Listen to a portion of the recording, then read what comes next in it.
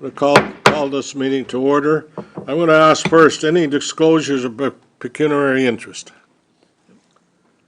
Hearing none, declare that closed. Okay, we're going to go into closed session. I need a mover in a second to go into closed. Councilor Elliott moves, Councilor Sharp seconds.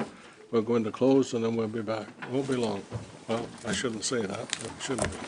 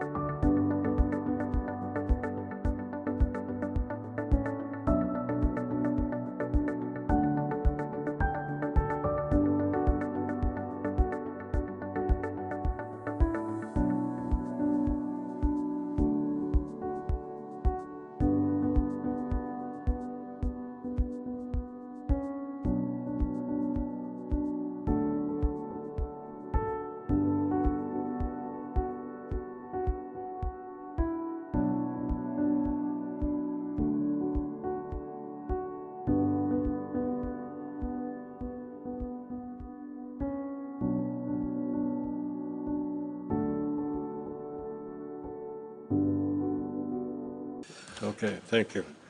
I'd ask that we stand for the Indigenous Land Acknowledgement Statement, the national anthem, and then we will be seated. Thank you. We begin this meeting by acknowledging that Quinte West is on Indigenous land that has been inhabited by Indigenous peoples from the beginning. We thank all the generations of people who have taken care of this land for thousands of years. Long before today, there have been Indigenous peoples who have been the stewards of this place. In particular, we acknowledge the traditional territories of the Anishinaabe, Huron-Wendat, Haudenosaunee, and the Mohawks of the Bay of Quinte First Nation. This territory is covered by numerous treaties. We recognize and deeply appreciate their historic connection to this place. We also recognize the contribution of the Métis, Inuit, and other Indigenous peoples have made, both in shaping and strengthening this community in particular, and our province and country as a whole. This acknowledgement serves as recognition of the contributions and historical significance of Indigenous peoples across Turtle Island and demonstrates our collective commitment to meet the promises and address the challenges of the Truth and Reconciliation Commission within our community.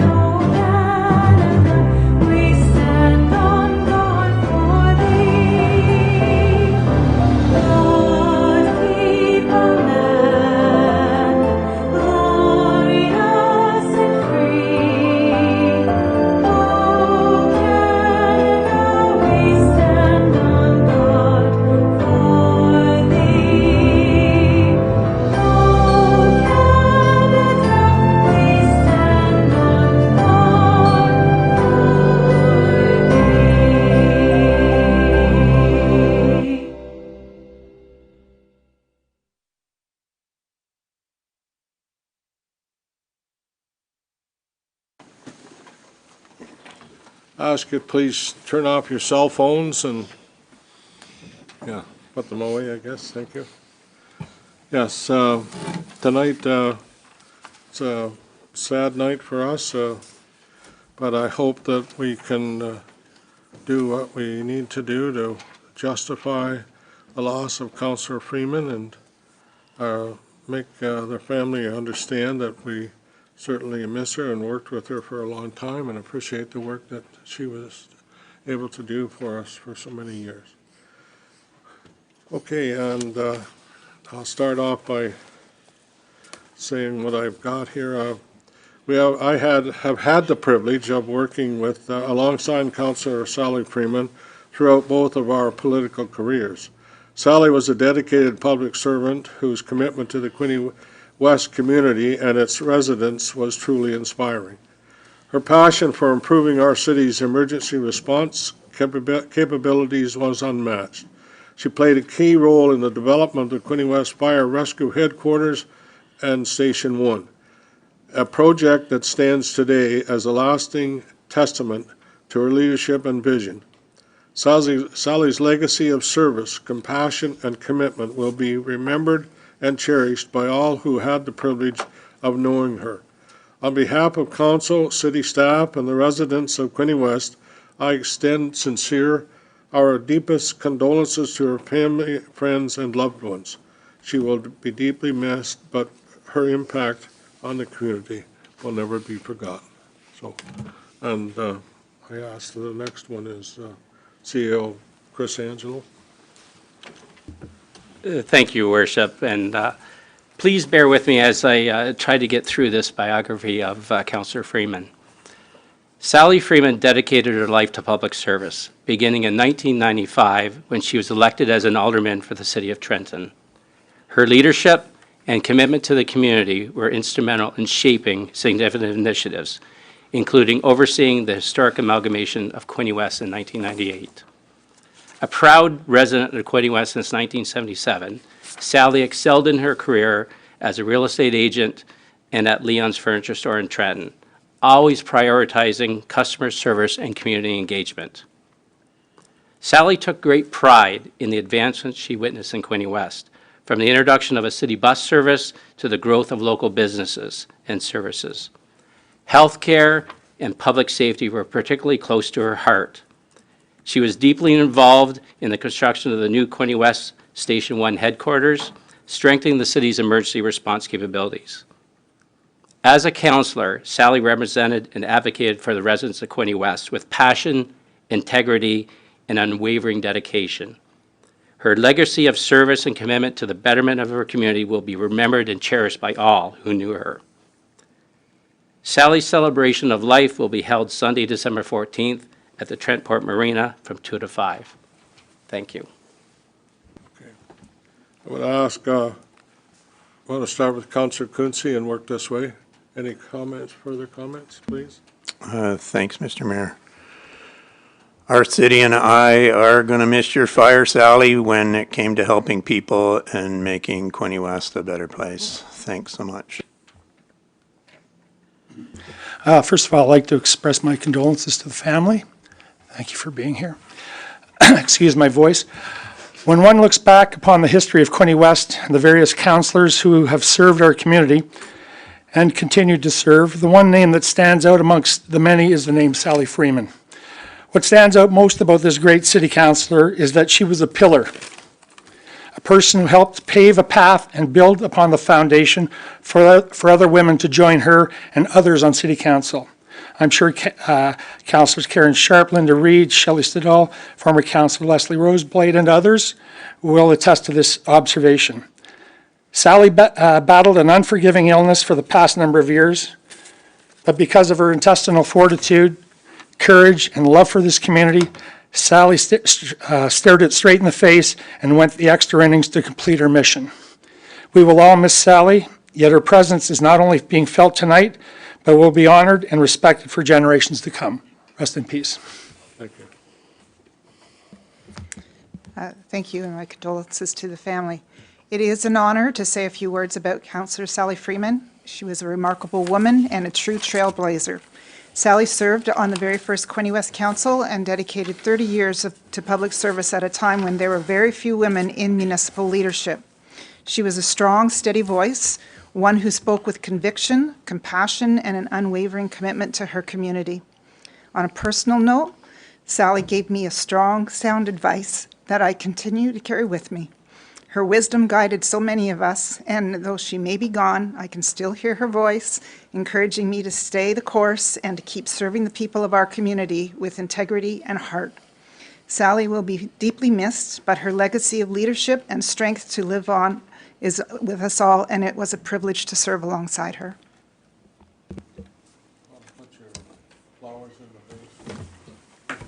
I would like to extend my deepest condolences to Sally's daughter, Jennifer, her son Paul, daughter-in-law Tamara, and granddaughter Lane, and her extended family. Pardon me. I had the privilege of knowing Sally for over 20 years. It started when she and my husband Keith were on council together, and we began our friendship. Then we worked together as colleagues on council. I always admired Sally for her dedication to Quinte West, always doing what was best for the city as a whole. And during the past 2 years, I admired her for the incredible inner strength she displayed. Holding everything together for her family and friends while managing her challenging health condition. Sally never gave up. She simply found ways to carry on and thrive. Sally and I spent countless hours talking on the phone and trying to go on little adventures, like visiting City Hall one last time. Sally loved every minute of that excursion, as did I, and all the staff and friends we saw that day. I will miss my friend dearly, and will forever hold her friendship and our time together in my heart. On behalf of the Reed family, I would like to let Sally's family know how much she was loved, how fondly she will always be remembered.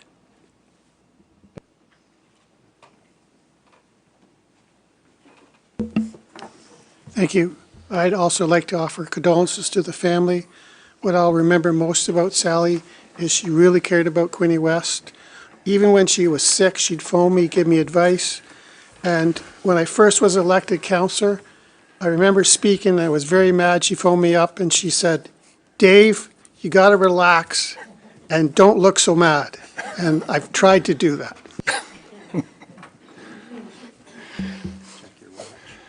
We often speak of our forefathers and how their insight helped shape our future.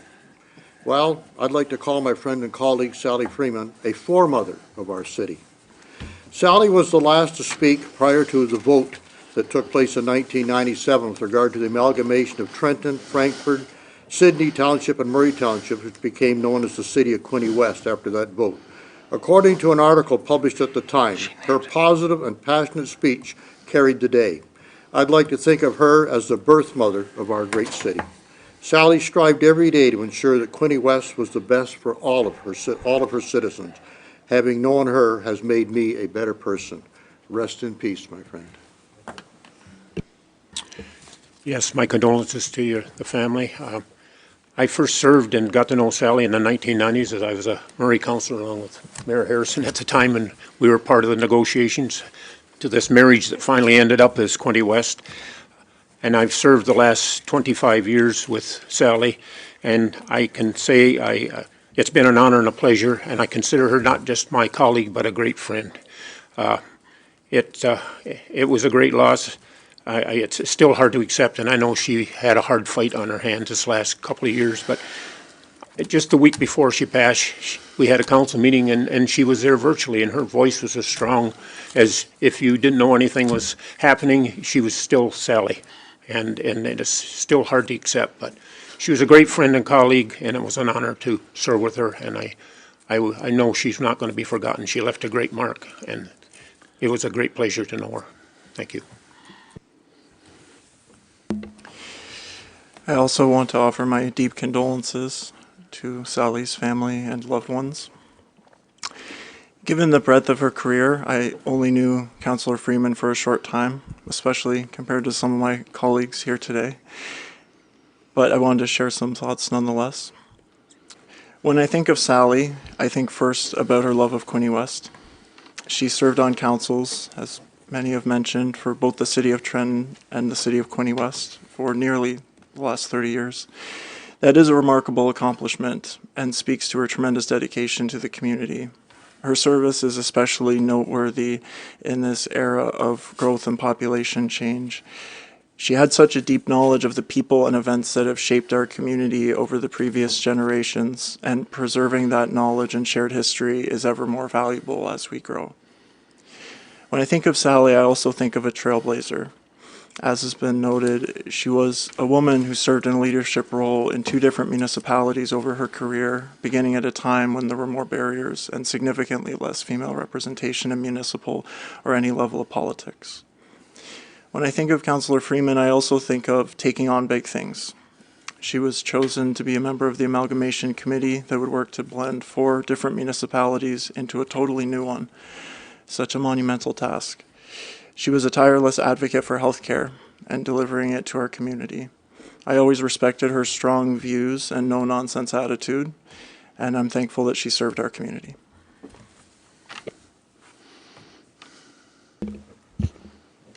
Many people remember Councillor Freeman as being a passionate supporter of Quinte West and promoting our city's charm whenever possible. My fondest memory, though, is when Sally found out that I was going to run for council. She was genuinely encouraging. Many people in politics are not as supportive, especially when you're running in the same ward. This team mindset is just one of the many reasons Sally will be missed around our table. Your courageous battle has ended. May you rest in peace.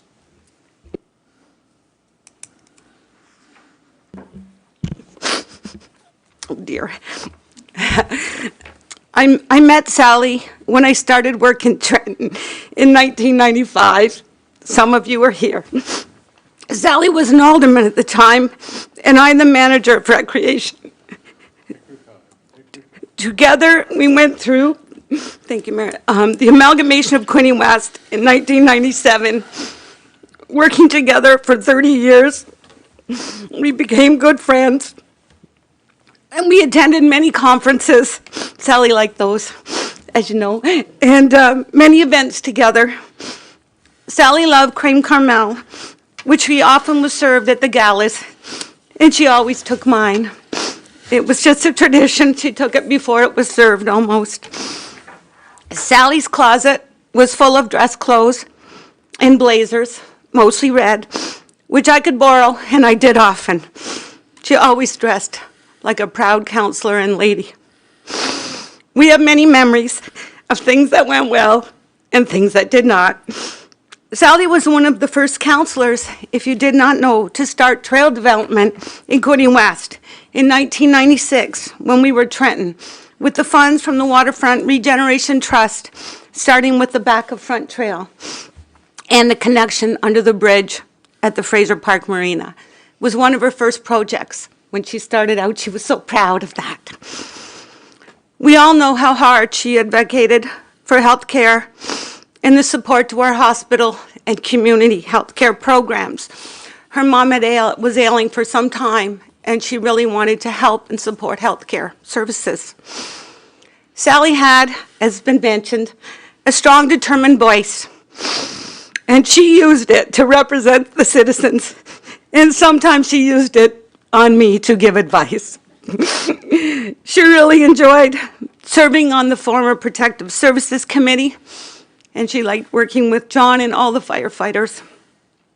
Sally loved her family, her cat Frankie, her friends, her fish and chips, and her community. She even had a license plate with Quinte West on it. Sally is one of the strongest women I have ever met. Thank you, Sally, for your leadership, your friendship, and your strength. Rest in peace. Thank you, Your Worship. My condolences to the family. Although new to Quinte West, I had been a councillor for many years in Belleville, and we hear a number of councillors mention her love for the Quinte West area, but Sally and I sat on the very first Bay of Quinte Marketing Board, which represented the whole Bay of Quinte area, and Sally was concerned about the whole Bay of Quinte area and bettering that, not just Quinte West. And we've often heard around the table, very strong and determined. And one thing that I mentioned to a friend the other day when they said, what was it like working with Sally? I said, I always knew what Sally was feeling, and she was very strong, but she was also very respectful to all of us, which made it so her words were so meaningful, and right to the very end, she had that strong voice in her, and she will be missed around this table. I just want to say one more thing, and then I'll turn it over to CEO Angelo. Sally and I went to Alert in 2017. That's right. And she didn't like the cold to start with, but she was determined to get there, and we did. And I know there's a picture of her there, standing by a pole, but yeah, I thought I could find it, but I've lost it. But anyways, it was a good trip. Yes. And they say there are animals there. Well, I didn't see any, but Sally said she saw some white hair or something, but everything was white to me and very cold, but it was a good time. So thank you. And thanks for all you've said. Now I'm asking Councillor Sharp and Councillor Reid to, I'm sorry, Chris, you're on. Sorry. Thank you, Worship. I think it's an opportune time now, if you will, Your Worship, for all of us to take a moment of silence, just as general reflection of Councillor Freeman. Should stand.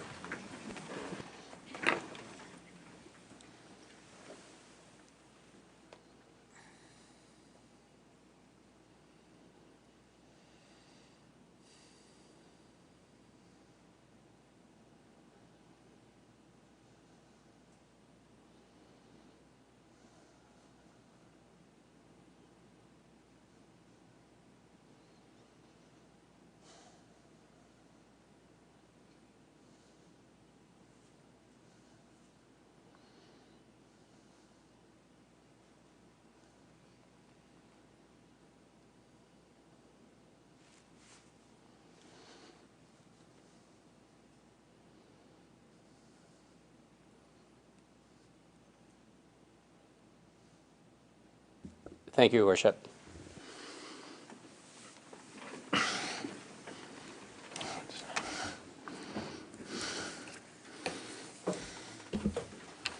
You want to go ahead, or do you want Yes, me? no, thank you, Your Worship. If perhaps we can call on Councillor Reid and Councillor Sharp Okay. to provide the bouquet of roses and flowers to Sally's family. Thank you.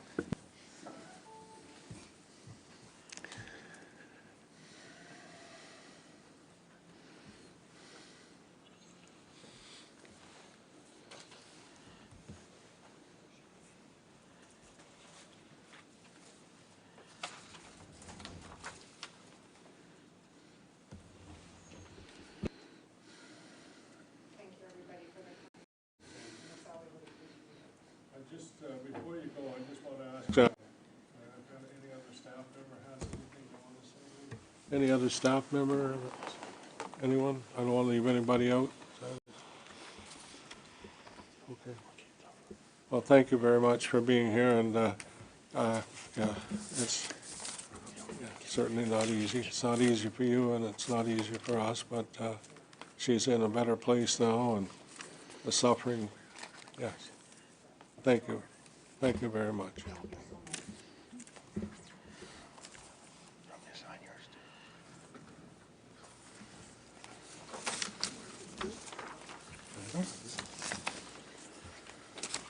Okay. Anyone have any, I'm going to ask, before I ask everybody for announcements, I'm going to ask Chief Whalen.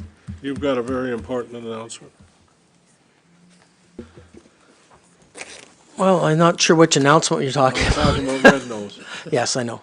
The Mayor Harrison and myself attended the launch today for Red Nose in Belleville, and I gave you the schedule, Your Worship. I thought maybe you could read it, but they are starting this month, and they're asking for volunteers as they do every year. And Your Worship, I just have Reverend Gail Conrick's she's going to put her name in for volunteering this year. So anybody else, I know they need volunteers. So it'd be nice to see maybe some council members. I know yourself and I and Councillor Elliott, I think this is our 10th year we've been out.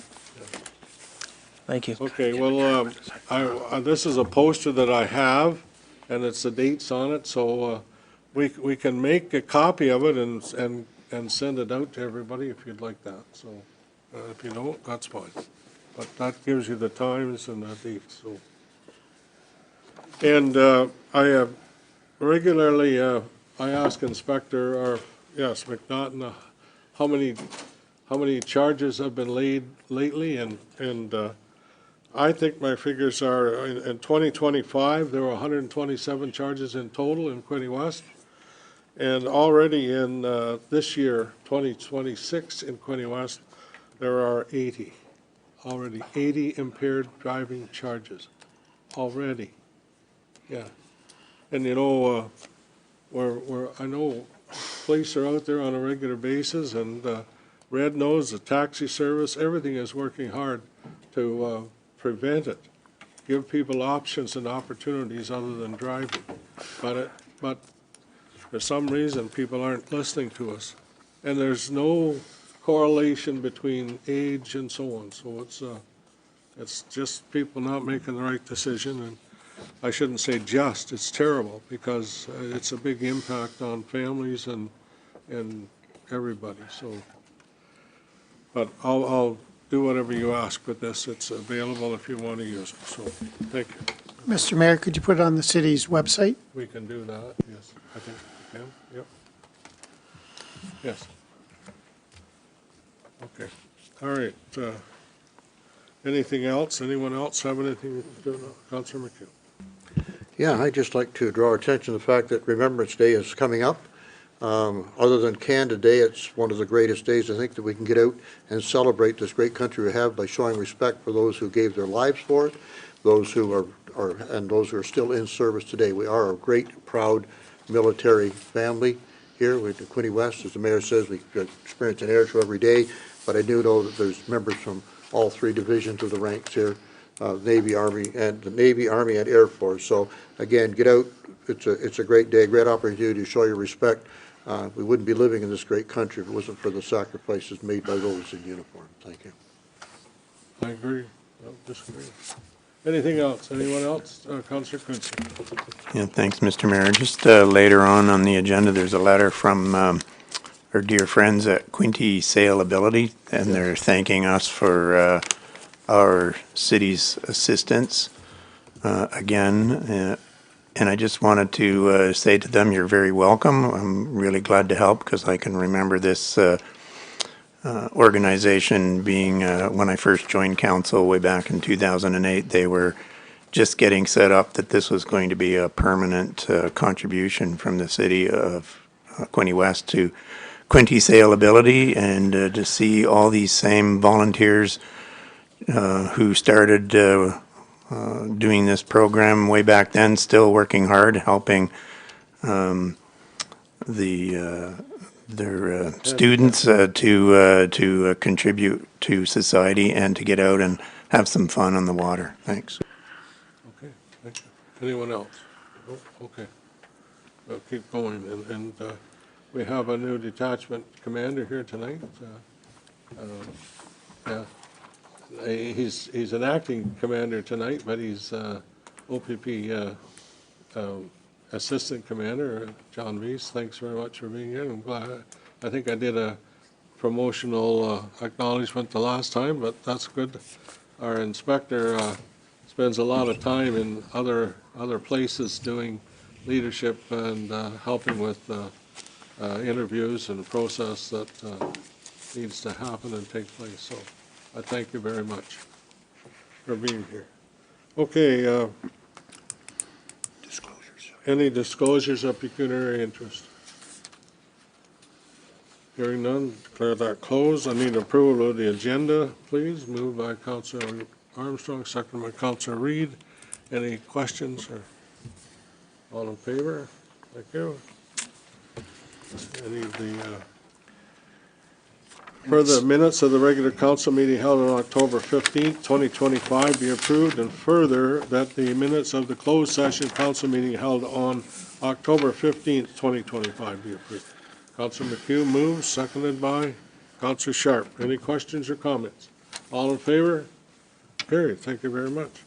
Okay, we're at delegations, and the first one we have Dr. Colin McPherson, Chief of Staff, Quinte Health, and Susan Rowe, Vice President of People and Strategy. Quinte Health will address us regarding the Trenton Memorial Hospital Emergency Department Physician Recruitment Incentive. Come on up. Thank you very much for being here. Thank you, Your Worship and members of council. It is great to be here. And please let me just start by offering my condolences on the loss of Sally Freeman. I will always remember Councillor Freeman as being a strong supporter of Trenton Memorial Hospital and a fierce advocate of local health care. She was somebody I admired for her community leadership, and I know she will be missed. So Dr. McPherson and I are here today on behalf of Quinte Health to ask for council's support for emergency department physician recruitment for Trenton Memorial Hospital. It was outlined in the briefing that we provided that the TMH emergency department is unfortunately experiencing a serious shortage of medical staff. As physicians have left the area through normal attrition, it is becoming increasingly challenging to recruit behind them. And as a result, we now have only 4 full-time and 4 part-time emergency physicians who need to cover that emergency department 3 shifts a day, 365 days a year. Thankfully, the team is very dedicated, and they have stepped in and are working more shifts than they would like away from their family. And we are also able to rely on locum physicians who come from other communities to fill in the gaps in the schedule. We really need to recruit 2 more full-time emergency physicians to stabilize the emergency department and ensure sustainable workloads. We've undertaken extensive recruitment efforts and are really looking for physicians who want to move here, put down roots, stay for many, many years, and ensure that we have stable medical staffing for TMH for many years to come. Unfortunately, emergency department physicians are in short supply right across the country, particularly in rural areas and smaller cities like Quinte West. And it's actually particularly challenging to recruit to hospitals like TMH because there is a high volume of emergency physicians, emergency patients, high acuity, but not necessarily the same range of specialist support and other team supports that emergency physicians can enjoy in some of the larger centers. So just for context, every year, 34,000 patients rely on the service of the TMH Emergency Department. And as you would imagine, the team is called in for everything from traumatic car accidents to life-threatening illnesses to local residents who just need more basic healthcare needs and have nowhere else to turn. So in the highly competitive environment for ED physicians, we need to be offering incentives that are comparable to other similar emergency departments, such as Belleville, Bancroft, in addition to ones that are further away that we're recruiting against, like Owen Sound or Chatham-Kent or North Bay. Quinte Health is therefore requesting that the City of Quinte West expand your physician recruitment incentive program to include emergency department physicians who take on a full-time role at TMH. This will ensure that we can attract, that we can get people's attention to come to this area to, as I said, put down roots and to see this as a very competitive option for their emergency department career. We are recommending a $75,000 recruitment incentive with a 5-year return of service. And this was consistent with what candidates are seeing at other emergency departments such as Belleville. Ideally, the incentive would be paid over 2 years, but with that 5-year return of service. And I appreciate that this is a challenging ask, that the city has many competing priorities, and that you are already making much appreciated contributions to help recruit family physicians to the area. We would not be asking for this support if we didn't believe it was necessary for the long-term stability of Trent Memorial Hospital. We just appreciate the ongoing support of council and the staff of Quinte West as we work in partnership to ensure access to emergency services for the local residents of Quinte West. And I'll see if my colleague, Dr. McPherson, has anything to add. Sure. Good evening, everyone. Thank you for this opportunity. All I will add is that I worry deeply for my colleagues in the emergency department here in Trenton. We watch the schedule very closely, and we worry a lot about gaps. There are clear guidelines around the number of shifts that emergency physicians should do to maintain their quality of care and sustain their well-being. And we're watching our emergency physicians pitch in and work more than they should, and often a lot more than they want to. So we have a great group here. They're extremely dedicated. They're dedicated to the community, to their patients, to the hospital, to each other as much as anything. And they're extending themselves to fill the gaps and provide the service. I believe that they would experience this incentive as a support to them. So whether or not it is successful in recruiting people, I think it would make a difference to those who are going the extra mile to keep the emergency department going. Thank you.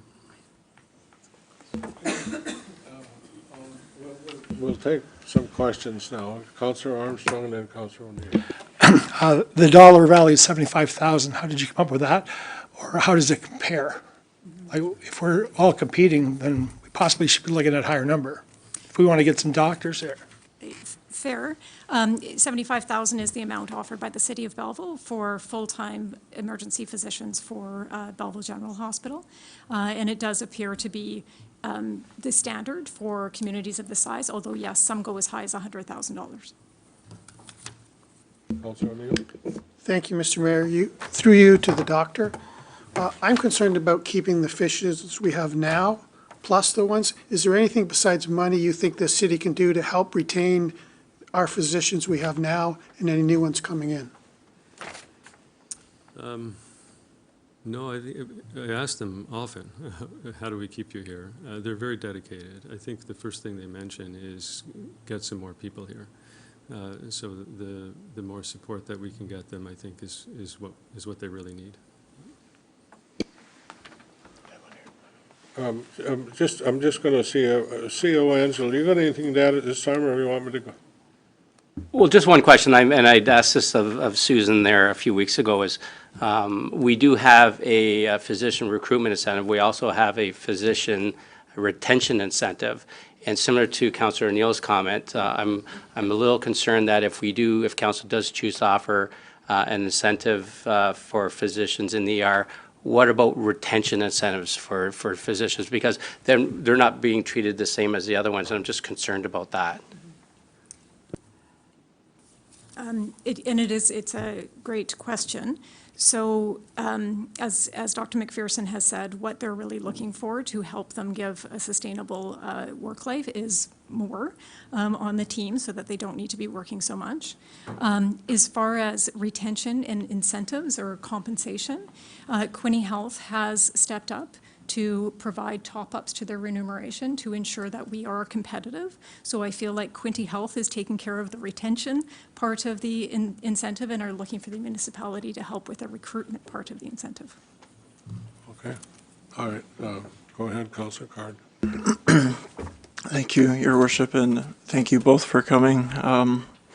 Definitely have some extended comments, and I've heard a lot, certainly this term, about how the ER has been threat of closing for different days at different times, that there are a few dedicated individuals working very hard to carrying a disproportionate amount of the weight to keep it open. I certainly deeply appreciate that.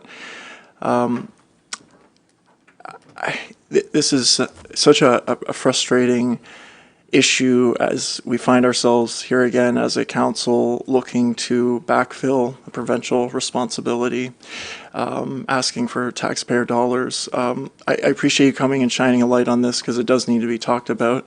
I also want to shine a light on the fact that our current healthcare issue that we've been forced to take on with primary care physicians and the existing recruitment and retention program. We have a slow burning crisis in that respect right now. Recent data from the Hastings Prince Edward Ontario Health Team, we have 7,000 residents in Quinte West that are not attached to a primary care provider. My issue, and I'm so sympathetic to your situation, and I understand the consequences of the recent REMSIF program, and the remuneration agreement has created this problem where, that you mentioned, Quinte Health is backfilling at a cost of, I think, $1 million a year. Is that correct?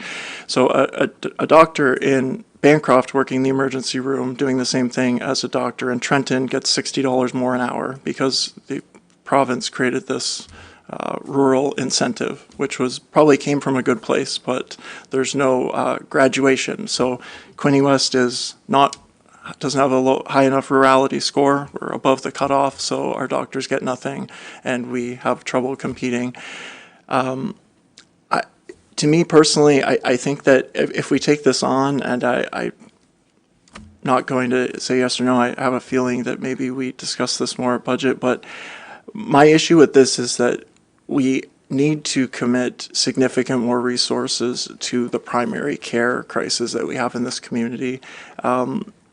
Based on some of the data uncovered by Trenton Memorial Foundation physician recruiter manager Jessica Smiley, as much as 20% of the population could be without a primary care provider in the next 5 years, based on some retirements, age, career position of some of the primary care physicians that we have. If we start to open up emergency room physicians, I know anesthesiologists will be next. I know how desperate that situation is too.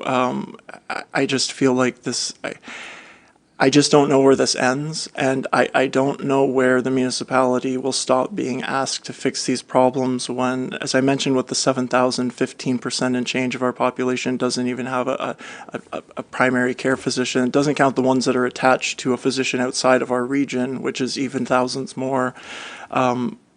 I just don't know how we start to take this on and where it ends. I just don't know. We don't have the resources.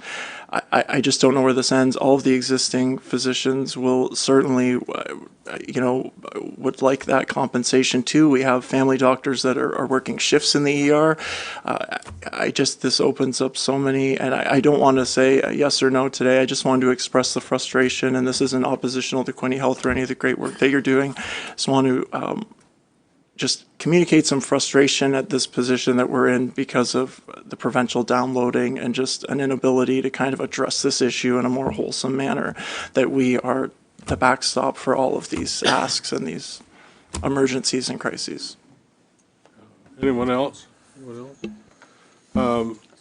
Councillor Sharp. Thank you, Mr. Mayor. Just for clarification, this would be referred to budget, Mr. Angelo. Is that the direction, or do we need direction to refer to discuss at budget along with the nurse practitioners and the other requests that we have before us? Yeah, through your worship, yes, that is correct, referring it to staff for budget. Thank you. Okay, thank you very much, folks.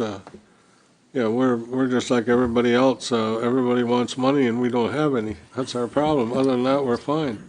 But anyways, go ahead. Just point of clarification, so to CEO Angelo, are you asking that we have a notice of motion to ask staff to put this on the agenda? Is that what you're saying? Yes, through your worship, a motion to direct staff to bring it forward to budget. I'll move that. Refer to budget, this request, please. Okay, seconded by Councillor Reid. Okay. Any further questions or comments? Well, thank you very much. I've been fortunate. I haven't had to use the emergency, but that doesn't mean there aren't other people there. And I know you're busy. I know you are. And I thank you very much. We all do. We all thank you for the work you do. And I'm sure we'll come up with something somehow to help, because whether we like it or not, it's a download. Yes, it is, but that's not the first, nor will it be the last. So, again, thank you very much. Thank you. Thanks. Councillor Reid. You need to vote on it. Oh, well, I thought, well, all we're doing is referring it to staff for a report to come back. That's a motion. Okay, you need a motion? Okay, let's move by. Okay, all in favor? Thank you, carried. Okay.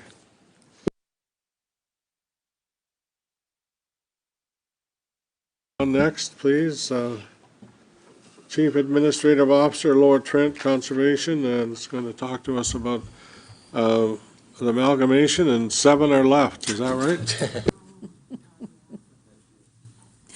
Thank you for this opportunity to speak about thank you. First, we're going to speak about our budget, and then I'll answer any questions to the best of my ability based on the recent announcements by the provincial government. So, and I would like to offer my condolences to all members of council for the loss of Councillor Freeman. She was always very supportive and very straightforward, and I always appreciated that. So I'm going to, I'm going to go through our budget subcommittee, some budget facts, some program highlights, some draft highlights in our budget, and talk about the municipal levy and our next steps. So our budget committee this year had 3 members from our member municipalities. Sherry Hamilton from Crammy, she's our vice chair. Bobby Wright from the municipality of Brighton, and Jeff Wheeldon, also from the municipality of Brighton. And of course, staff members, myself, and our corporate services manager. The budget subcommittee did meet 4 times between July and September. They went through a line-by-line investigation of our budget versions. We are now on version 3. Just to let you know. Some budget facts. As you know, we are a service delivery organization. We, our spectrum of services, I'm going to talk about those in a minute, but our programs require a vast range of skills, knowledge, and experience to be successful. Our staff, our budget is about 70% staff and 30% capital and general operations. So our budget facts for 2026, we're using a 2% consumer price index, and as well a cost of living adjustment of 2%. We have proposed a 10% increase for insurance. We're part of an insurance group, and the insurance group thought that 10% was a fair representation moving forward as an estimate. As you know, insurance costs go up every year. We're using a 5% increase to property taxes as a basis, and we're not changing any staff members this time. Any paid by municipal funding, it'll be the same level of staffing. And merits are affecting about 9 staff members at $32,000. And so these are our programs, which you're all very familiar with, especially everyone in Quinte West. So the only program that Quinte West does not participate in is our risk management individual. So I didn't put that on the slide, but we do service all of these programs in Quinte West. And this is some of the fun stuff we get to talk about. I wanted to talk about some of our program highlights, and I focused in on those that actually happened in Quinte West, and there's more than what's on there. So we've been visiting public libraries and offering outreach and education. We've participated in the Quinte Home and Cottage Show this year. We stepped back from that for a couple of years, but we went back this year at a request from the Home Builders Association. We do day camps in Battawa. We did some day camps at CFB Trenton this year, which was new and awesome. We participated in Quinte West pop-ups, the Quinte Woodland Conference, which used to be I can't remember what it's called, the Quinte Conference, yes. They've amalgamated to call it the Quinte Woodland Conference this year. Doors Open Quinte, which was highlighting the Trenton Greenbelt, all the naturalization work done there, and that picture is actually from that event. And school visits and programming, we visit schools. There's very few CAs that actually do that. We go into schools at no charge to them, and we do it across the watershed to teach our children. And of course, our annual events, Farewell to Frost, the Tri-County Children's Water Festival, which has over 900 children over a 2-day period. It's phenomenal. The Hastings County Ploughing Match, we do that every year, and we've started doing incredible edibles for the last 3 years in Trent Hills, and we've offered Summerfest, and there's more.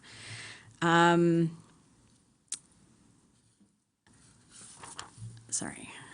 And here's just some photos of some of the events that we participate in. I wanted to I'm going to go back to that. Some of our proposed business plan highlights for this year, I'm not going to go through all of them. We have a busy year looking forward. We're updating some policies, personnel and purchasing, and new legislative requirements under the Working for Workers Act. We're actually going to, we've just recently passed, or the board passed an asset naming policy, and we're hoping to market that this year and perhaps get some funding that way for things like new buildings or some of our spaces that don't have names. We're maintaining, of course, our parks and properties, but we're going to be doing some erosion works. And we're doing a lot of upgrading to the cloud and updating some of our IT stuff, but that's just a fraction of what we're doing. The business plan will be ready in December for everyone's review. So looking at our overall budget for operating capital, and this is for Category 1 mandatory services, basically our budget is only going up 3%. Why, do you ask? Are the actual requests from the municipality going up so much? It's because our revenues are down. So and it's based on several factors. The province has frozen our fee, our planning and regulations fees, so we are not getting the amount of funding back from applications that we normally would. So that's had an effect on our budget, and a quick down and dirty done by one of my staff at the last board meeting was we've lost about $40,000 in fees in the last year or so. And the fee freeze has been in place since 2023. We have a decreased revenue, we had no increases, of course, in revenue from the province since 2019. And I know Councillor Allier will say something about that. And we had a slight decrease in administrative program funding. So we are using surplus, or we're proposing to use surplus and reserves to decrease the overall budget as well. And so this is basically what I said in the other implementation, but some identification of potential surplus funds available is interest income, and we delayed timing in our IT implementation. And we had one staff member who we delayed the hiring of one staff member just a bit, and hopefully that will work in our favor. So, so basically, our Category 1 funding for the levy is to go up to $155,000, $155,862. Which is for Quinte West is $65,000, and that's a 9.4% increase. And this is the apportionment that is determined by the apportionment percentage that is determined by the Ministry of the Environment, Conservation and Parks for our program allocation funding. And as you can see, Quinte West does pay almost 43% of our levy. So you are the biggest funder. I would say that you get a lot of our services just because of population base alone and the amount of development. The only one that comes close is Trent Hills at this point.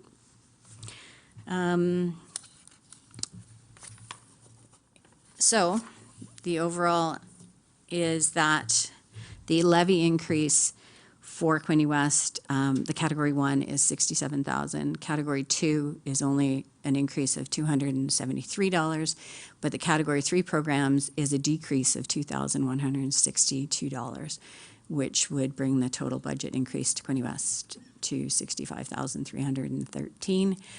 And that is $13.77 per $100,000 of assessment based on the current census. The levy is basically $16.33 per person, or $38.23 per household for the year.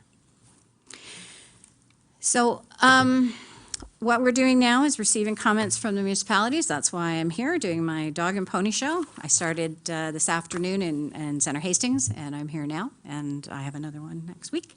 And this carries on until the end of, well, whenever it's done, probably the end of November.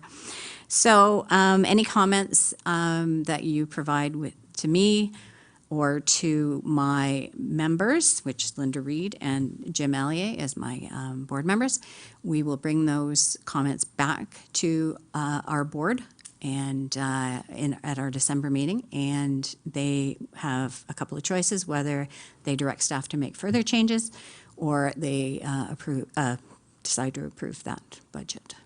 So. Okay, thank you very much. Any comments or questions? Councillor Allier. Thank you, Rhonda, for the presentation. I'm sorry I missed your last meeting when you put the final draft together to send to the municipalities, but I had talked to Mrs. Reed and some of the other, I guess, board members afterwards. And anyway, I know when the negotiating committee to look into it was put on, and you sent around, did we have any comments? And I said no more double-digit increases, but I know it's very tough. Having sat on that board for a long time, and as you alluded here, in 2019, the province cut us 48%. And the Conservation Authority, not just ours, but are struggling because we have to make up the difference to carry on the work, because even before that, they never kept their, levies, it never increased for 25 years. It didn't even affect the cost of living, which other taxation had to be looking at. So we're absorbing, just same as we were talking about healthcare here earlier. There's only one taxpayer, and now everything seems to be coming down to us, unfortunately. So anyway, I know you've done your best. You took it back a couple times, looked at it. The best I can say, I can't speak for my colleague, Mrs. Reed, but I will take advisement from our council, and we will present. And I know we have to have this ready for, was it the 11th of December for a vote? So I am not sure if we'll have enough, I guess, budget meetings prior to that, or if we want to review it. Mr. Denowden, I guess, can maybe set something up so it can give Mrs. Reed and I some guidance of any changes they might like to see, or the rest of council. So we'll leave it at that, and we'll carry on from there. Thank you for your presentation. Thank you. I have nothing more to add, other than that we, Councillor Ellier and I, will listen to our colleagues, and we've already expressed our opinions at the board meeting and whatnot, so it'll be encouraging to hear from our other council members to give us some direction. But I know you've worked hard, but thank you. Thank you. Councillor O'Neill? Thank you, Mr. Mayor. I find it confusing. The province can spend, what, 75 million on World Series ads, but can't fund our conservation authorities. Thank you, Councillor O'Neill.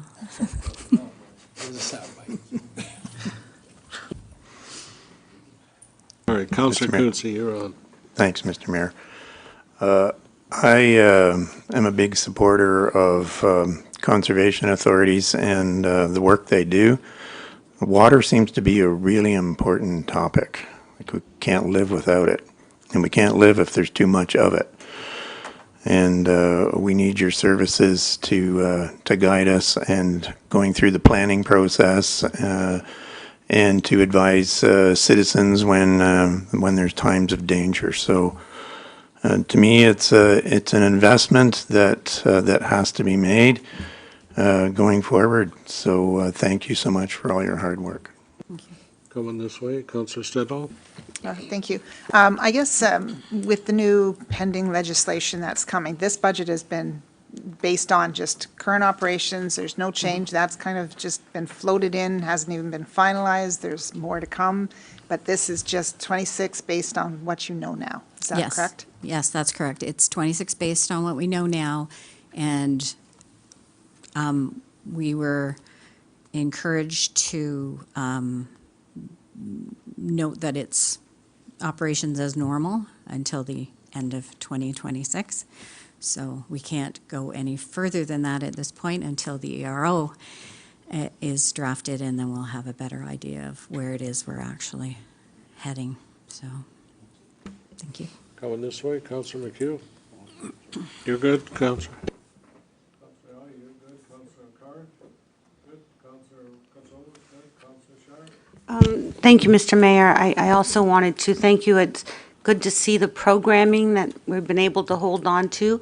I know last year with the members, there was a number of cuts going back and forth with this particular budget, and in its draft stage, I don't know where else she'll be able to go. So I just want to acknowledge Councillor Reed and Councillor Allier. In looking at, I can't offer anything at this point. So I'm sure the future will be very different, but I would be supporting it at this point. I know it also will go to budget. But I really like the big program that you offer at Battawa with all the schools and the kids, and it's packed all the time. I forget the name of that one too, but and the work that you do with our planning department. Councillor Boyce. Thank you. You good? Councillor, or Director, CEO Angelo, couple of comments from you at this time? Good, thank you. Thank you, Worship. As all of you know, this is going to be an extremely difficult budget session for us. As we enter into our election year next year, keeping that tax rate down as low as possible, balancing many priorities across the city is really going to be a struggle.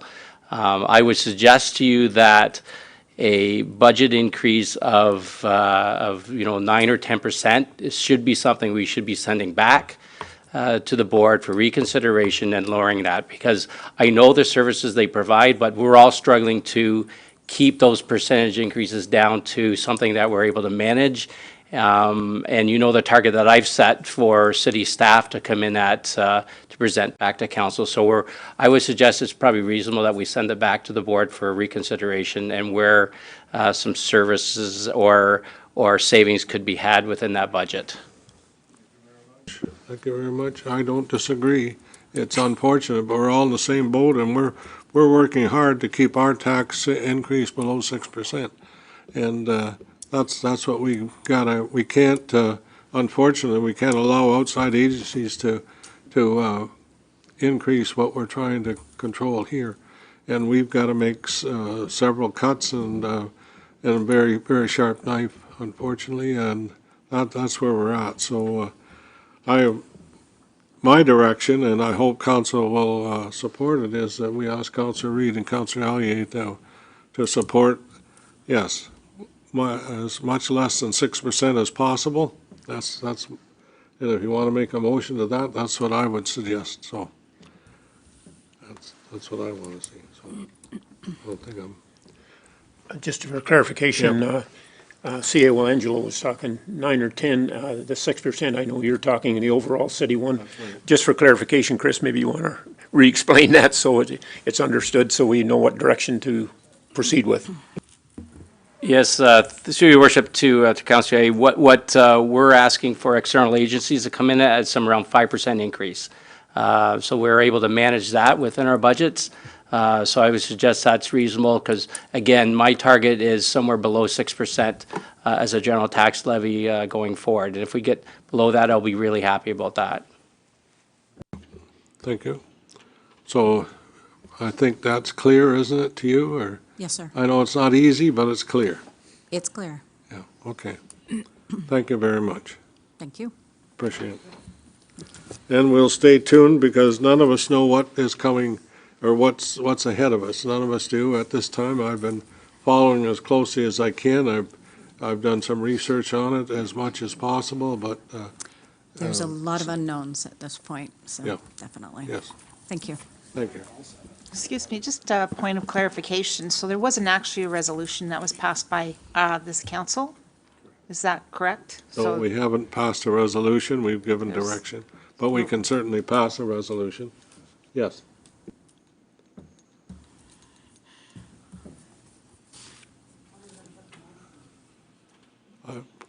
I need a motion. Councillor Card, you make the motion. Well, I'm happy to make a motion to direct our members to ask for and not support higher than a 6%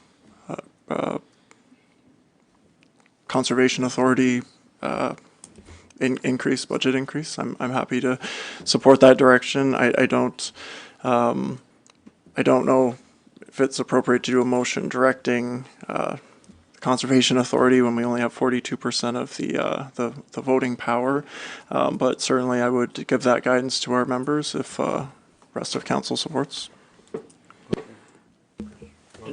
And Mr. Chairman, Mr. Mayor, you have to remember we have the weighted vote on that Conservation Authority. Yes. If Councillor Reid and I vote opposed to it and one other member votes, it's lost. So we do carry a weighted vote on there. Just so for clarification, so you know. Yeah, I think it's 48%, isn't that what you're carrying? 40, a little over 42. 42.79, yeah, okay. Director Andrew. Okay. Your Worship, just in discussions with our clerk, we don't actually need a motion. He's telling me that the general direction for staff or for council members and for staff from the Conservation Authority is coming under 6%. Is what we need. I'm going to go to Councillor Quinte before we leave this. You said on Quinte? That's correct. Where is your budget at? I believe we are just at 2%, if memory serves me correctly. 2%. It sounds a lot better to me, but yeah. Well, It's hard to compare the two conservation authorities because Lower Trent, Quinte West itself, a grand majority of Lower Trent Conservation Authority is in Quinte West, whereas in Quinte Conservation, it's a sliver of the same dimensions or mapping or however you want to call it. So roughly speaking, Lower Trent Conservation in Quinte West is about 3/4 of the Conservation Authority, whereas Quinte Conservation, it's roughly a quarter, if you want to chop up how Quinte West works. Now that's being very rough about it, but so, and because of how the voting system works within the conservation authorities, it is weighted depending on the size of your municipality within the conservation authority. So when it comes to dividing up the budget process, it does look a little challenging for when our municipality is a grand majority of Lower Conservation Authority. And in the grand scheme of things, I mean, $65,000 is not a ginormous amount of money, so it's really, you're looking at the percentages. And at the other side of that coin is, this is super important work. You can even ask any of the staff members here about how we need these conservation authorities to work and plan our city and grow our city and have our projects being completed in timely fashions. And the province is taken an aim at conservation authorities all across Ontario for years, and now they've really taken an aim, and we still don't know what that means for our city, other than the minister states that at the end of the 2026 election term that council members aren't even going to be required to sit on conservation boards. So who knows where that's going. Anyways, thanks. Well, I understand what you're telling us, but I also remind you that we have in Quinte West an enormous amount of shoreline. And, we're certainly not any small player in the work they do. We are Correct. a big player. Which is all part of my point. Yeah, so we go all the way up to the, Willer Swamp and to, Rice Lake. Warkley, Warkworth, Rice Lake, Bradley Bay, all up through there, so. Anyway, Councillor Boyce. Thank you, Your Worship, and I know our direction is 5%, but I want to reiterate the point that I personally have full trust in Councillor Reid and Councillor Alia, and I know there are appointed representatives, and I know they're going to go to that meeting and do their very best. So I just want to reiterate to them that our guidance is 5%, but you two are our experts on this, and I have confidence I don't disagree at all, but we've got to give direction, and we're giving direction to our staff, and we have to do the same. So, okay, thank you very much, Rhonda. I know everything's easy. I've been there, done that, and so on. So, okay, the next one is our presentation is Sasha Stemsky, Design and Landscape Architect, present us on the signage strategy, wayfinding status. Yeah, right. Okay, thank you. Good evening, Your Worship Harrison and Council. I'm Stacia Stemsky with a company called Plural. First of all, my condolences to you as well for the loss of Sally Freeman. I understand she was quite a proponent for tourism in Quinte West.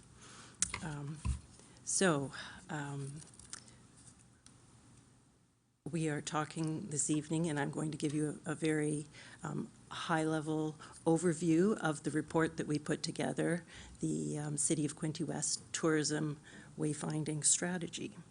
Let me see here. This is very good. Okay, so my team is myself. Tatiana Vukovic is here with me, and we were working very closely with Jennifer, Linda, and Shannon from the city. and also with members of the community and various business members as well. Oops, sorry. I'll get this right shortly. Okay. My company, Plural, we're a professional landscape architecture and design planning firm. We're a smaller rural company, interdisciplinary. We wear a lot of different hats. We've been working for over 20 years, specifically in destination environments, conservation areas, residential developments, urban rural communities. Our focus is the rural community. Services to regions, municipalities, BIAs, service and focus groups and whatnot. So pretty much a very broad spectrum of clients. I have a few photos up there of various wayfinding signs that we've had built in the past 10 years or so, those ones.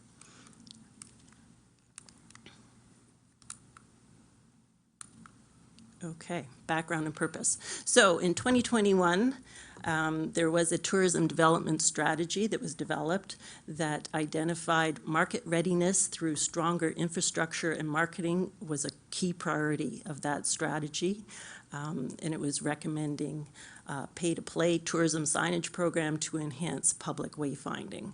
So 2 things there, the market readiness and the pay-to-play. The goal of this initiative is to ensure signage effectively informs, directs, and guides visitors by being strategically placed, logically oriented, and visible to all modes of transportation. So the outcome of the strategy, fourfold.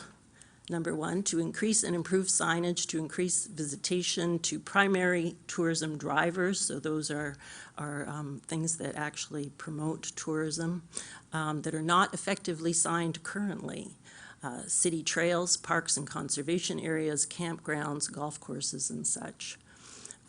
Second is to direct visitors, tourists and residents to key attractions and tourism businesses from key travel decision points. Third, to help pull waterfront users into the downtown for shopping and dining. There's currently no signage for that. And fourthly, to orient people within the waterfront downtown areas to provide directions to available parking areas.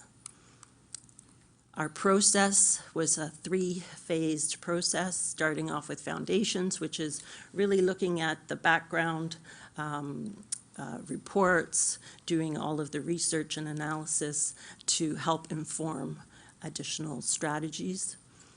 Phase 2, coming up with a little bit more of the development phase, coming up with strategy recommendations, doing the sign design itself, coming up with how do all the layers work, so it's the system development, and tourism promotion and development.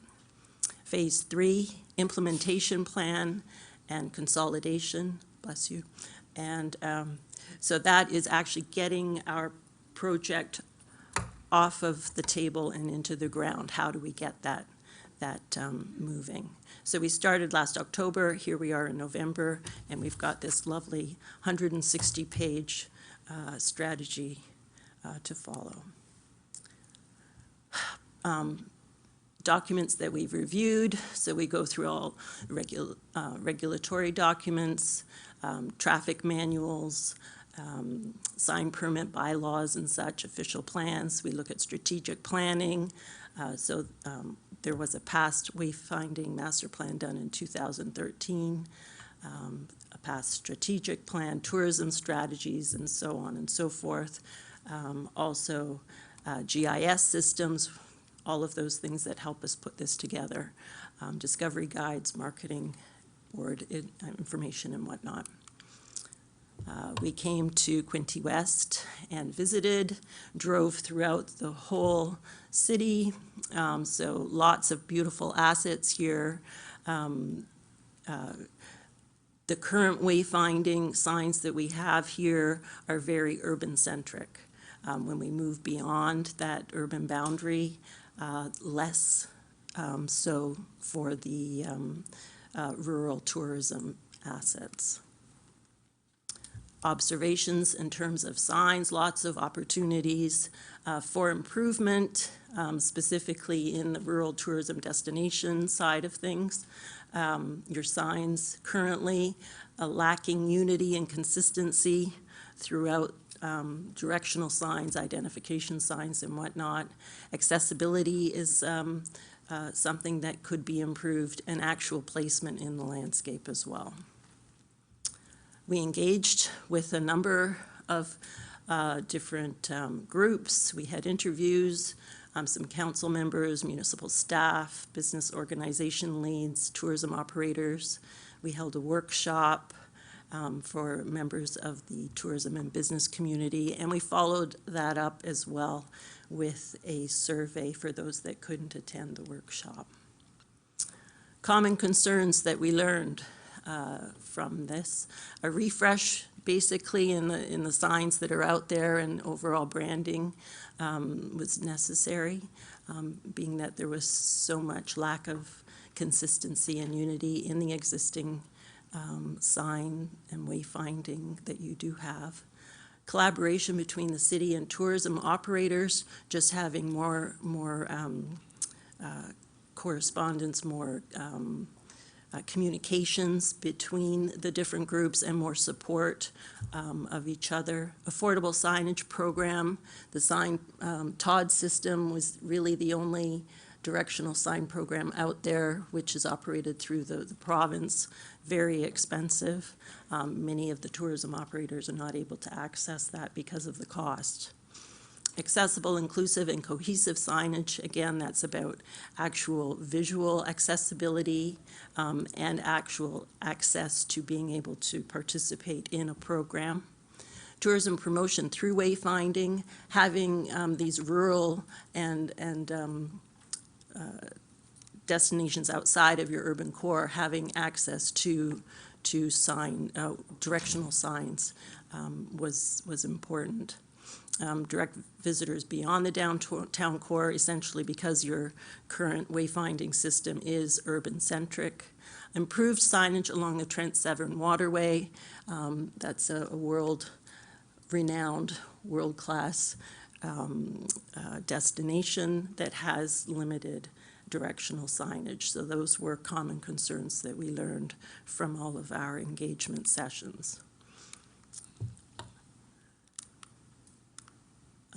So developing the strategy is fourfold. We have 4 different components. We've come up with signage design and content, system development, tourism promotion, and then the final implementation part of the strategy. Signage design and content includes destination criteria. So we talk about what makes a sign and what doesn't make a sign in terms of a destination. We look at different circulation routes, transport routes, sign design guidelines, what's important to go onto a sign, how big does it need to be, how large is the font, different things like that. Sign type listing, what kinds of signs might we include in this. We developed a family of signs, which I'll show you shortly. Sign design intent drawings. We've come up with drawings so that basically these signs are tender ready.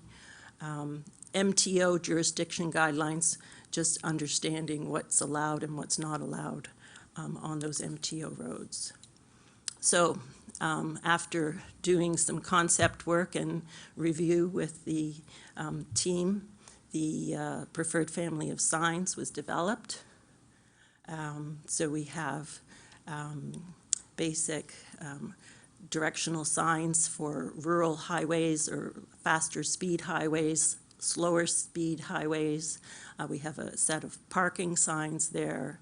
We have our pedestrian directional signs, those ones that would happen to help move visitors from the marina up into town and on a bit of a system around town to get them moving.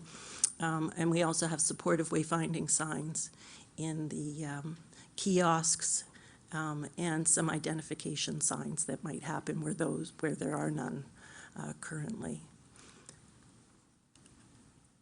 I can say about the directional signs there, the second and the third signs up there, the white banners are removable.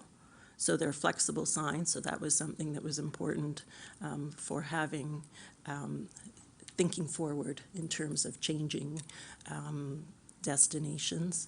The first sign that we have up there, I'll just draw your attention quickly to that one. That is a sign that might be considered for replacing your current signs as they need replacement due to wear and tear and discoloration. They're fading, and they will need replacement, probably within the next while. They've been in the ground, I think, since 2013-ish, and signs usually do have a lifespan of about 10 to 15 years. So that will be coming up. That's a little outside of the scope of what we did, but we did notice that, so we put in a sign there for consideration in terms of keeping the family of signs the same. Moving on. The system development section includes signage location mapping, so we've identified where all the new signs would go, and associated signage messaging charts. So what messages actually go on each of those signs. We have all of that information in there as well. The tourism promotion section is a framework for development of an integrated tourism wayfinding sign policy. So we include what those signs would look like, how to manage that program, what businesses would be eligible for that program, and recommended fees as well. Implementation includes how do we manage the program, tasks and responsibilities of the individuals managing it, maintenance, removals, and replacement, priorities, phasing, and budgets, installation considerations as well. Which way am I going? Through all of that, when we put together all of the signs that we're recommending, we have 3 different sign types. We've got the tourism signage, we've got parking signage, and pedestrian signage as well. We have a high-level cost for each one of those signs. High-level cost unit price includes installation. These have been vetted through a sign manufacturer installer, so they are current as 2025 anyway. Prices tend to go all over the board in terms of where we are, if it's an urban or a rural place. Material prices are kind of all over the place. Timber prices are crazy, aluminum prices. So it does tend to fluctuate a little bit, but currently those are pretty solid.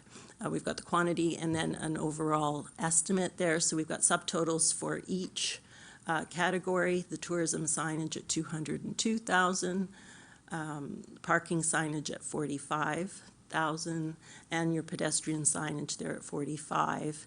A total of $290,000 to $850,000. We've made an adjustment for 2026. Obviously, nothing's being installed this year, so adding 5% inflation for next year, coming to $307,000. So overall, that's what we've come up with this strategy. So very few communities install a wayfinding system all at once. So part of the plan is to perhaps phase it. So if we were to phase it over 2 years, 3 years, or 4 years, those would be the figures per year. And that's at a very basic level of trying to figure out some kind of priority and what might happen. It could be more fine-tuned based on the current needs, but this anyway is a good jumping point to figure out what could be the potential costs per year. So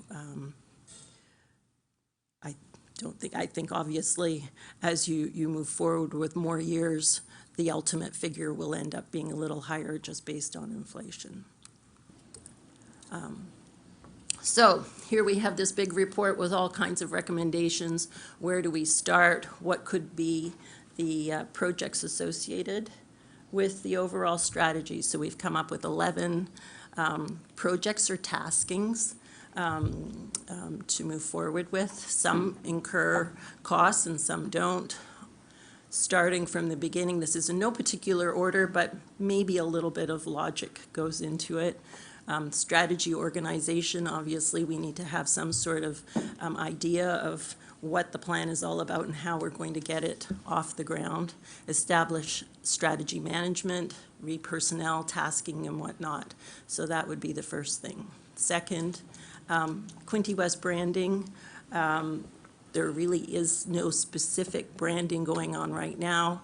There's been some talk about it moving forward. So if there was any interest in doing that, it probably should happen before moving forward with signs. So that's something to consider. That could be in-house or it could involve additional consulting services. Information development for kiosks. Information kiosks, you need to have the information that goes on the kiosk before you install the kiosk, so get the information happening ahead of time. Rural tourism support. That's the main priority of the strategy, is supporting tourism. So primary tourism drivers that are out there, campgrounds, city or trails, trailheads, conservation areas and whatnot that don't have signage right now. Those are the ones that this is really speaking to.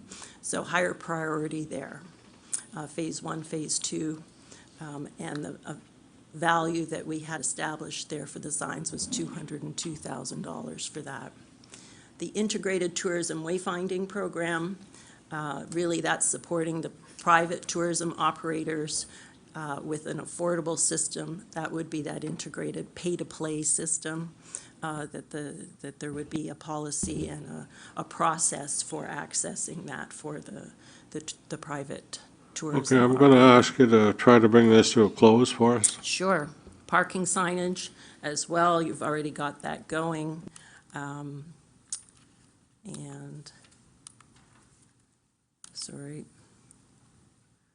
Pedestrian signage was the 45. We've got replacement signs to consider as well. Gateway signs, our strategy just identified that your gateway signs are all a little bit different, so maintaining a standard would be helpful. Web page and directory coordination, again, something a bit more in-house, and tourism routes was something else that was talked about that could also be done in-house. So in summary, we've assessed your existing conditions, we've engaged with different groups that would be interested, we've designed a complete system, we've developed a bit of a play-to-pay program, we've identified implementation steps to get moving forward, and there were actually that's 11 projects for consideration, and the final strategy has been submitted for consideration. Thank you very much. Thank you. Thank you very much. Yes, it'll be part of our budget process. Councillor Sharp. Thank you, Mr. Mayor. Two quick questions. Thank you for your presentation. One relates to active transportation and trails. We have a master plan study. I assume you looked at that as part of this when you did all the research and your other studies. And the wayfinding, when in these phases, will that align to ensure we have, I guess, similar signage to show all the investment we've made in active transportation, trail networks, rural cycling promotion, and walking? Is this part of this strategy in one of your phases, so we're aligning that together? Thank you, through the mayor. Yes, that is a good question. The wayfinding that we have so far with this gets our people to the trailheads. So beyond that, our scope wasn't the trail signage itself. However, the concepts and the design of the signs could carry on through to that as well. And supplementary, then, that'd be something I guess our committees could look at to have some continuity. Absolutely. Also, the branding. This isn't, I guess, we spent a lot of time on the branding, Quinte West and natural attractions some years ago. Right. And this isn't saying that you're recommending that. No, this is Okay. recommending that perhaps in our review, the signs that you do have out there seem to be adopting different kinds of branding. You Right. have your Okay. green signs, you've got blue and red signs, we've got parking signs now that have pink on them. So all of those things are part of one system. When you ask a visitor to start looking at different colors and different things, the system is broken. So it lacks unity. Right. Lacks consistency. So developing a brand, if that was something you wanted to do, then should be carried forward with a complete system. Thank you. Okay, thank you. Thank you, Your Worship. I agree completely with the stronger signage branding. I think that photo, probably installed at different times over different eras, and it's easy to understand how it can happen, but I agree completely that the value of the entire wayfinding strategy will be increased greatly with a coherent brand identity. I like the pay-to-play option. I think that it makes sense for businesses that will see value in that to be able to defray some of the city's costs, but also put a spotlight on their business. I think it makes perfect sense. Not everyone will, benefit equally, of course, from a wayfinding strategy. Obviously, tourism businesses and those sorts of things have more use for it, so it makes sense that they would contribute or purchase that sign space. It makes perfect sense to me. So I love that idea. Help defray some of our costs too. Great. Thank you for the presentation. Thank you. Okay. Councillor O'Neill. Thank you, Mr. Mayor. Through you to the Director of Finance. I assume a lot of these expenditures could be covered through the Municipal Accommodation Tax Reserve Fund.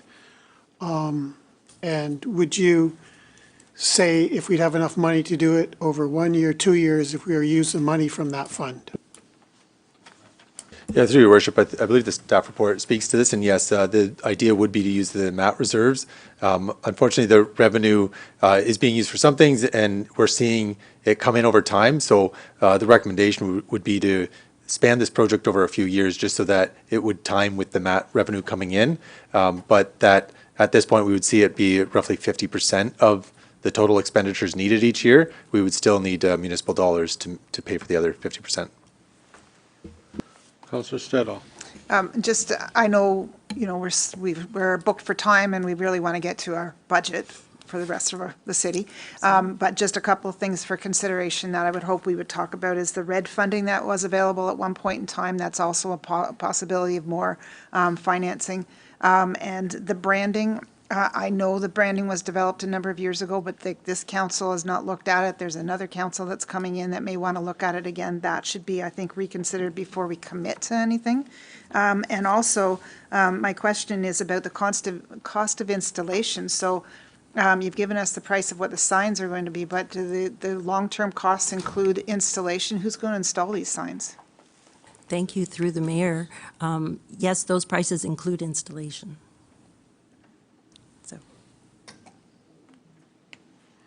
Well, thank you very much. Appreciate the presentation, and yeah, it just makes our budget deliberations easier. You've got a lot No, to I'm just consider. kidding. Thank you very much. Thank you very much. All right, Thank you. bye-bye. Okay, Director Denouden, you're up.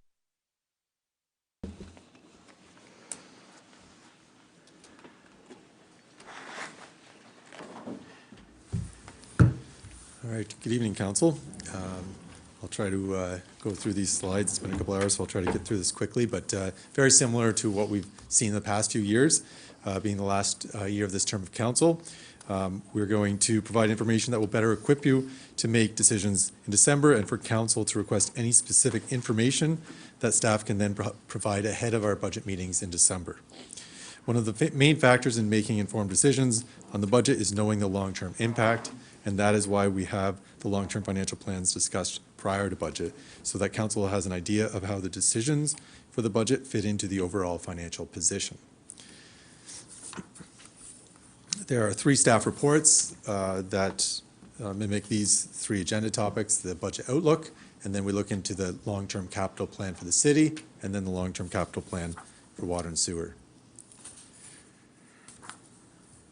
Starting with the timeline, you're aware that in July we brought a report forward. We discussed a bit about strong mayor's powers and how that will affect the budget process. Currently, we are at the November 5th meeting. Staff has spent several weeks and months putting together some of our budget already, and we are in the final stages of putting the budget together for December. And we're discussing long-term capital planning today.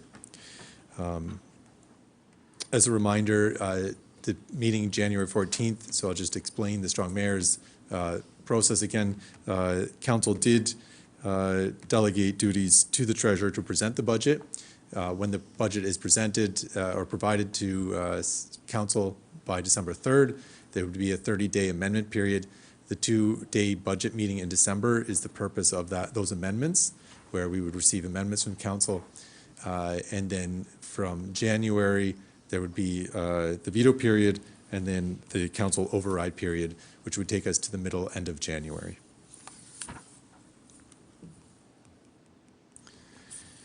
Inflation, I just wanted to highlight that we used an inflation method here of using CPI, which is around 2-3%. It's been a bit higher in the post-COVID years. And we also took non-residential inflation, and we put them together. So we took 30% of the non-residential construction index, 70% of the CPI. That's the same proportion that we have in operating spend versus capital spend. So when we merge those together, the last 4 years inflation has increased to 24% over 4 years, and tax rate increases are around 20% cumulatively. So I've got the dark lines are year over year, and the hashed lines are the cumulative. And so you can see, and I think this is a positive story, council has tried to bend that curve and push the tax levy rate increases to match inflation. And overall, we are seeing good results from some of these higher tax increases we've had over the last few years.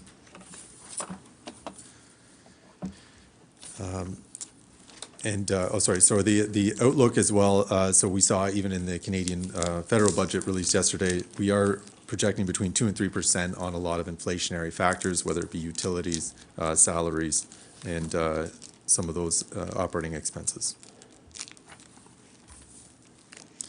When it comes to salaries and benefits, the budget is based on pre-approved employment agreements with several of the union and non-union groups. In 2026, we have a contract with our largest group, Quinte, that expires in March. And then we also have effects of job evaluation, and we'll be phasing a bit of that into the 2026 budget. And of course, there is the requirement potentially for new staffing with the growth in the city, additional services, and the market review that was done a couple of years ago. Staff complement would need to be considered for upcoming and future budgets in the medium to long term. External partners, this is another major component of the budget that you'll be seeing. And we really look at these year to year. It would be on the individual committees and boards where you would have a longer term outlook on what their budgets and financial plans look like. It's important to note that Quinte West transfers approximately $30 million, over a third of our general tax levy, to external partners. There are a few draft budgets, as we saw tonight, from the conservation authorities that both submitted their draft budgets. The library board has their draft budget in front of their board. Quinte Waste budget, this is another good story for Quinte West in this year, has been fully removed for 2026 as the new producer responsibility legislation has been fully enacted this year. There was a stabilization reserve draw used in the last couple of budgets to help as we foresaw this coming off the books. And staff are confident that the Quinte Waste assets, both the cash and non-cash assets, will be able to repay those reserves.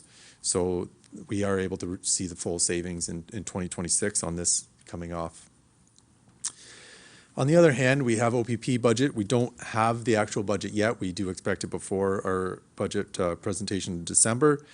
We know that OPP has capped the increase at 11% increase over 2025. This would equate to a 1.2% levy on its own. We highly expect something near the double digits for OPP, and that will have to be incorporated into this budget, and likely in the foreseeable future. We know OPP has some increases to make up for based on what we knew last year. So that continues to be a challenge. Staff expects the budgets within the next couple of weeks from Quinte Transit, Public Health, and budget projections for Hastings County is actually expected before the end of the month. So this is a bit earlier than previous years. So we've made progress with Hastings County, and Hastings County is the biggest one on this list, and it accounts for over 15% of the levy. And so staff will work with council members on these respective committees to review and guide the final numbers. At this point, we do not expect any external agencies to be presenting or reporting at the two-day meeting in December.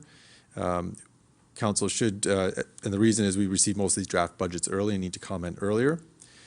Council should give direction to our board members that represent council on what they expect from these budgets of our external partners before we meet again in December. External community groups. At this point, we have a couple that have reached out or come to council, and we expect these to be discussions at budget. And so right now, Quinte Museum of Natural History and Trenton Curling Club Sterling Arena discussion was made at a previous council, and these will come up during budget discussions on December 10th, 11th. Mr. Mayor, sorry, may I ask a question? Thank you, through you. Just so I don't forget, if I could, Director Denowden, external community groups, Sterling Arena is not an external community group. It's one of our partnership agencies. Correct. Sorry, Your Worship, for the title there. They're more of a partnership for... Right. I would see them on the other page, our agencies, right? Our board. It's a board. Yes, yes. So I just don't want, just want to clarify, it's not an external agency, Sterling Arena. The other thing, if I could, with regard to Hastings County, you've heard that they actually were going to give a draft budget before December? Those three organizations from Hastings County? My understanding is that they're working on the budget earlier. I'm not sure at exactly what point we'll see draft budgets, so I can't comment on that. No, but that's, I know they are it's working wonderful if earlier. that's so. That'd be the earliest, because we usually get them in March. Yes. So December would be wonderful. Yeah. Thank you.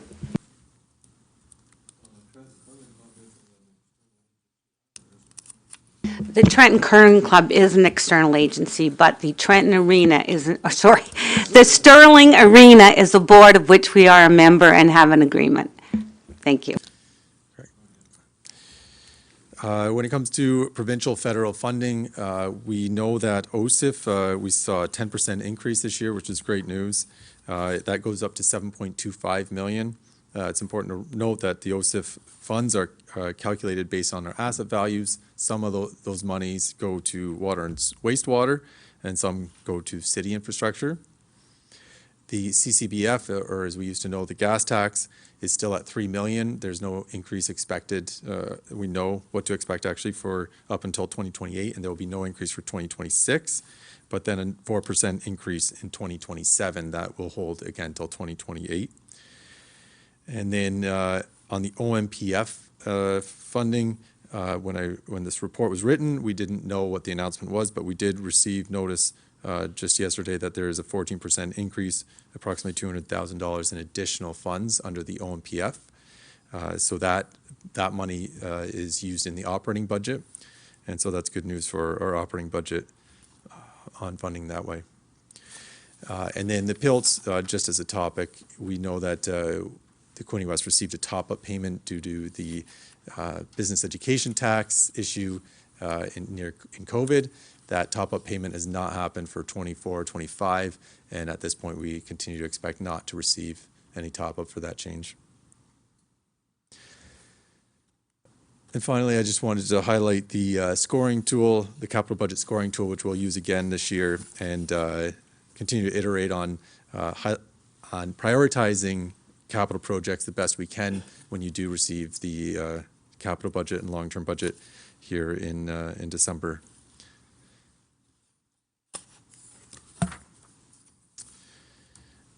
I want to highlight that we always use the strategic plan as our guiding principle here. There are 5 key strategic priorities, as you well know, and then we see special levies. So Council has implemented annual special levies in the past. Housing and industrial land were both included in the last budget with about $150,000 each. Council has approved a housing action plan, which would require additional levy amounts in the 26 budget if Council aims to provide things like DC exemptions, CIPs, or other incentives that will be presented by our consultant. Similarly, the industrial land reserve would need contributions above the current $150,000 if additional industrial park servicing is desired, or similar incentives around DC exemptions or CIPs. Finally, the climate change reserve has a balance of $350,000, and the annual contribution was eliminated a couple of years ago, but that reserve is still available. The capital levy at 3%, as Council may remember, in June, July of this year, we approved the asset management plan and set service levels and set our target capital levy at 3% up until 2029. Currently, the asset management plan calculates an infrastructure deficit on core infrastructure of over $12 million. And then finally, healthcare continues to be a focus. Again, as we heard tonight, further costs for doctor recruitment, hospital contributions, medical offices. Any of these could affect our operating budget depending where council sets a priority on this topic as well.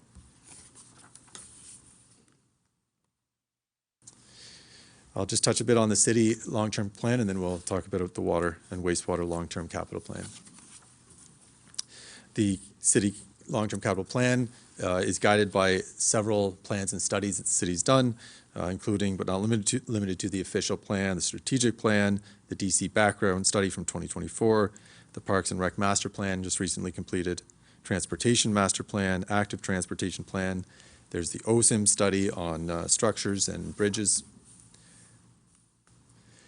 And so as we saw when we submitted and provided the asset management plan, driven by a lot of these studies, Council did approve some changes to service levels. So these changes to service levels helped with our long-term capital plan in terms of prioritizing where to put money. These are some of those increases or reductions that Council agreed to make in terms of annual yearly spend. And this helped staff when we drafted the annual budget to look at kind of the long-term, what our average annual spend should be in these categories.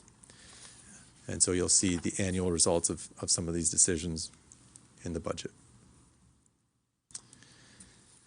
Again, the infrastructure deficit, similar charts you would have seen during the asset management plan discussions. We currently show an infrastructure deficit of about $18.1 million in that pie chart there. And annual funding, including all those OSIF, CCBF, capital reserves, taking a larger part of the pie, around 61%, at $29 million. And so that's a good trend that we're seeing there. And again, this chart on the right is the chart asset management plan where we show that cumulative deficit in the red line, kind of growing, infrastructure growing slightly until 2029 with those 3% capital levies, and then slowly eating away at that infrastructure deficit for the back half of the 10-year period. And just to kind of reiterate, this is an outlook of this council term. Previous council term, we saw a 1% capital levy. This council term, we've seen a 2%, 1.5%, and then a 3% last year with a plan to present a 3% dedicated capital levy again this year.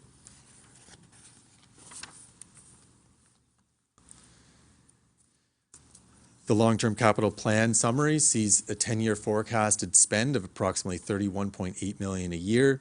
Again, you might see some years, especially early on, with lower annual capital spends and then higher in the back half of the 10-year period, just as that capital levy is increased. And historically, we've been spending about $26.7 million in the last 4 years. And so we're still trying to increase that annual spend in all these categories to achieve the desired asset management spend and maintain our assets and their current service levels. The capital plan is predicated on a few important criteria. One, the 3% capital levy until 2029, limiting debt payments not funded by DCs, maintaining the lower threshold of the capital reserve balance to the 20 million depreciation level set by the reserve policy, not enhancing current levels of provincial and federal funding. So if there were large announcement of provincial federal funding, those would then be able to offset the capital levy. A 3% inflationary factor on capital costs going forward, and development charges funding a portion of the growth projects and their portion of the growth projects. And that kind of sets me up for this, which shows those different categories of funds that are used over the 10-year period to pay for that average $36 million in spend. And you can see in certain years we have large spends just because things like bridges or that come due, and so we spend more in certain years than other years. The blue capital levy on your far left, that is based on the capital levy every year in our tax-supported budget with 3% growth every year. Again, it's not linear in terms of how we spend it, but it is linear in how it grows every year. The orange and yellow is the OSIF and CCBF funding that we've put in our budget amounts that we expect to receive there. We have debt that is in black for current projects, for example, Wooler Road Bridge, West End Trunk, Bain to Centennial, and then later in the plan, the one that you see in 2029 would be for a potential bridge. Other reserves include specific amounts that we have in reserves for fleet or other special projects. That's in the gray. And then the green is the use of development charges collected for growth projects. And then the purple, which we have a little bit of there, that shows the amount the city will receive, that we know will receive for external grants, specifically for Division Street and Highway 2 in the next few years.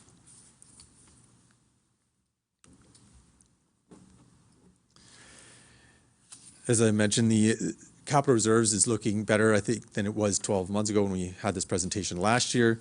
There's a few reasons for that. There are capital projects that have come under budget. As I mentioned, we sat with council and reduced certain levels of service in June, July when we did our asset management planning. And there's the commitment to the capital levy, which has been helping as well. So we now see that our projected capital reserves for the city are expected to stay above that threshold, that ideal threshold in our reserve policy. And of course, again, it's not linear. It does depend on large projects coming due that might use up that reserve. But again, it's important to look at the first 5 years, 4 or 5 years, is we have a better handle on the amount that needs to be spent in the first 4 or 5 years than we do on the last 5 as we continue to hone in on that plan.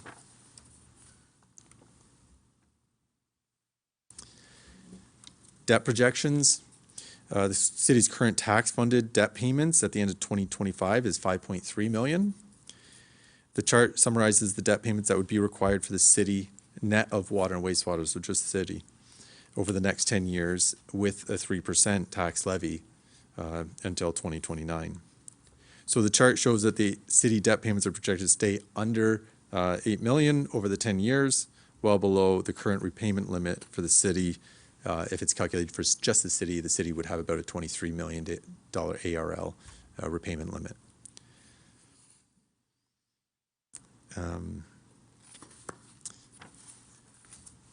This is a total debt ceiling, so this includes water and wastewater. We also call municipal enterprise.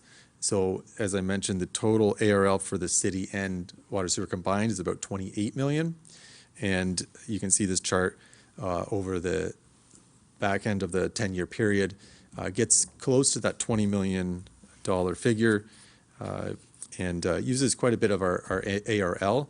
But again, one piece, important piece to this is the top bar, which is the lightest blue, is development charges. Those will be utilizing the most of the city's new debt for growth projects.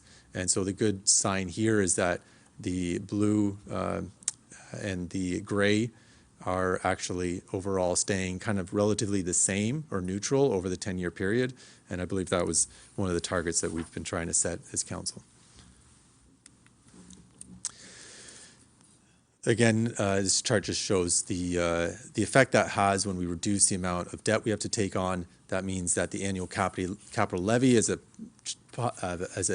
piece of the pie gets bigger, and we can use that every year. So we're now seeing about 62% of our annual levy, capital levy, can be used for current year capital, pushing down debt payments to just 37% of our total capital levy. And debt payments leaving 10 million annually for current city capital budgets this year. And so just to summarize, we are showing a long-term plan here that has below target spend on capital rehabilitation, while the capital levy increases over the 10-year term, or outlook, I should say. It sees the tax levy increases can be used to address the infrastructure deficit. The reserve balances, as we're seeing, they have more room for contingency, which is important as there are emergencies and issues that come up, whether it's projects over budget or other unforeseen capital projects. And finally, we see additional debt is required, but limited, especially the non-growth debt. To touch on the water and wastewater long-term capital plan, we see actually a similar 10-year forecasted spend, simply because we did have a high spend in the last few years. So we see our forecast spend at 17.8 million annually, average annual. Again, a large portion of this, similar to our last 4 years, is for growth. We have many water and sewer projects that are required for growth. Similar to the city, this capital plan that we have is predicated on the wastewater rate study in 2024, which had approved increases for revenue. It does try to limit overall debt that's not funded by DCs. We are trying to maintain that lower threshold for the capital reserve balance. In this case, for water and sewer, the combined balance would be 5 million threshold. There are no enhancements expected for provincial federal funding. Again, if those do happen, that could make improvements either on either side of the rehab or growth funding. But at this point, there's nothing expected. 3% inflationary factor on capital costs, and DCs will fund a portion of growth projects as recommended in the DC study and the master plan.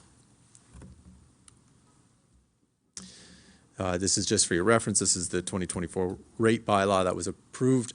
As you can see, we're in the second year. Again, a significant increase expected Jan 1, approved for Jan 1, I should say, of 7%, and then slowly reducing over the next 10 years as council tries to address the infrastructure deficit in water and wastewater as well.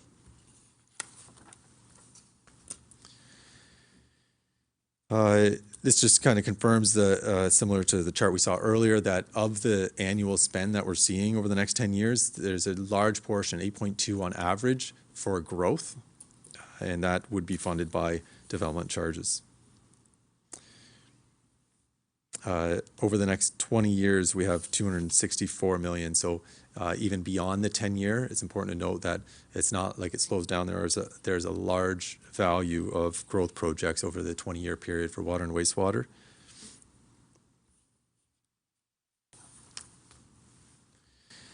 On the reserves, it's a similar picture. I'll kind of focus your attention on the first 4 or 5 years.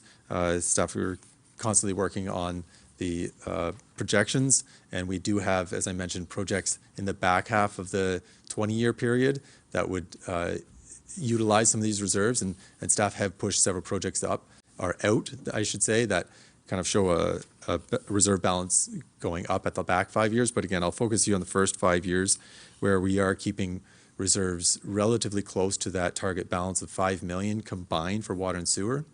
And as you know, 5 million for emergencies or overages isn't a large amount, especially for an organization with the budget our size, and for asset values similar, for asset values that we have in the billions. When it comes to debt, this is a similar chart you saw before, but just for water and wastewater. Again, you can see that water and wastewater debt is targeted to remain relatively flat, where debt is paid off, maybe some is taken on, and debt payments will remain flat. But debt that is required for development charges is expected to take a significant portion of the debt required over the next 10 years. So similar, we see below target spend on capital rehab while we increase the water and wastewater rates. The reserve balances have more room for contingencies in 2026 than we did in 25, which is good news. We have additional debt, but mainly required for DC growth projects. And the city's ARL limit will, I shouldn't say will need to be used, but be much closer because of the water and wastewater DC funded projects than without the DC funded projects. So I know I went through that quickly, but if there are any topics or areas you want to you have questions about, I can either answer them now or when we get to the reports. Just one point, and this goes back to the operations, is that there's an increasing cost to us for healthcare, which is really not in our realm. There's no funding, no grants, no anything for it. And I'm wondering if we can capture that when the budget is presented so we can really show the ratepayers what that number is. I mean, I think even in the long term, having a special levy on our property taxes to delineate them when they see the tax bill, this is how much you're paying for healthcare. It's not a municipal, it's not our budget. We shouldn't be budgeting for it. Property taxes are a regressive tax, and to fund that just doesn't make any sense. And I just wonder if we can somehow highlight that in the 26 budget process. Thanks. Yeah, through your worship, I totally agree, and we've been working on that behind the scenes to make sure that healthcare costs are clearly identified when we do present the budget book. So yes, thank you, Councillor Sutter, for bringing that up. And then we can discuss further. We'll go back and look at the idea of a separate levy or a separate way of displaying it on the tax bill. I know we want to be careful with how many different items we itemize on the tax bill, but completely understand the issue there. Go this way. Councillor Quinte. Thanks, Caleb. Do you need a chair? Got a lot of weight on you right now. When we were discussing the asset management plan and the capital levy, my argument was for every percentage that we have on the capital levy is less money that we have to borrow to do all the important upgrades, projects, and purchases that we need to do to make our city strong. So I will be strongly supporting the 3% capital levy, because I actually wanted it to be 4%, but I did relent and cave to the 3%, knowing that this is not going to be a fun process when it comes to the rest of our budgeting process. So if the citizens are watching tonight, you can call any of the councillors or reach out to Caleb with your issues or questions or ideas that you have for money. But Things are tight, as we've been preaching for weeks and months and years, and there isn't a lot of money for extra frills anywhere in this upcoming budget process, but that doesn't mean you can't ask. Thanks very much, Caleb. Going this way, Councillor Card. Thank you, Your Worship. Through you to Director Denowden. Obviously a sober presentation as we've gotten used to this term. I do want to give some credit where credit was due, though, in the sense that I remember coming in as a first-year counselor and the presentations. I think my characterization would be that debt levels are inching up now instead of rising steeply, as we're projected, even leveling off and falling in the next few years, that's an accomplishment. I think that's something that we should. That was a priority that we made clear in the first year. That issue has been stabilized. And also, too, with the asset management plan, I know that the 3% for the next 5 years, the end of the next term of council, that seems daunting, and certainly there's sticker shock numbers for a lot of the residents. That being said, there are a lot of municipalities in significantly worse situations than us. Prince Edward County's asset management plan that they recently adopted calls for a 5.5% capital levy for 10 years. So 3% for 5 is looking pretty good in relation to some of certainly challenges ahead, but I wanted to note that progress that has been made on the debt levels. There has been a significant amount this term. And Councillor Stettall's point is a really great one as well, and I would support the healthcare that being identified and communicated to residents, whether it's a line item. But yeah, these property taxes are extremely regressive, meaning our low-income residents, a higher percentage of their income goes to support that versus a graduated progressive income tax, for instance. So it does hit our low-income residents the hardest when we have to pay for this or property taxes versus the province for some of these healthcare measures. But I agree. I think that is a good idea to separate that out for people to understand. Well, let me tell you, it's not new, because when we amalgamated, every municipality had I guess you'd say, a dedicated amount of money for Trenton Memorial Hospital. That was in, 97. So it hasn't changed. It's only continued to increase. And we can separate it out, but I think we've done a lot of separation over the years. Go ahead, Councillor Sharp. Thank you, Mr. Mayor. I too wanted to speak to Councillor Stettall's recommendation, and Councillor Card has commented on it too. I would really like that focused, and also in the book, what we've spent, the facility, the new ass. Because with this budget coming forward operationally, and then we can show the province, who it's their responsibility, what we're investing and the impact on the taxpayer, because we're trying to help, but it's another ask that we'll have to discuss. So I like that very much. I also wanted to report back that the Sterling Arena Board had their budget meeting, and they'll be bringing it to the program. And I want to thank you, Director Denowden and Director Jacqueline, through that awful, Jacqueline Grimmon, Director Grimmon, for your feedback to the draft budget, the questions and the detail that you assisted me with, and to our public member, Jamie. And they were very helpful, and they have been answered. And the budget coming back to this council is at 5.2. And so we got it. We did up and down, but it's pretty good. Great, thanks. Thank you. Thank you. And maybe it does relate to cost healthcare, but I remember in July, and at the time I felt like I was just simply whistling in the wind.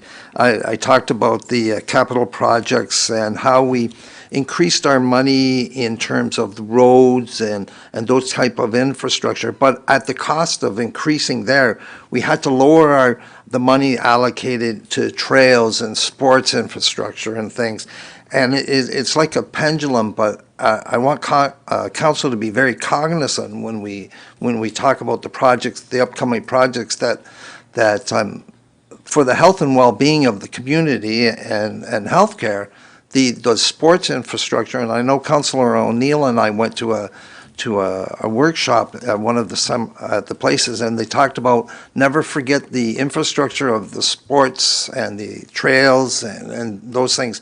They pay in ways that the community may not realize, and one is healthcare. So I want to be very cognizant when we look at our budget that we don't push back on our sports and trails and everything that keeps us healthy for the sake of nice roads that take us to aging sports infrastructure.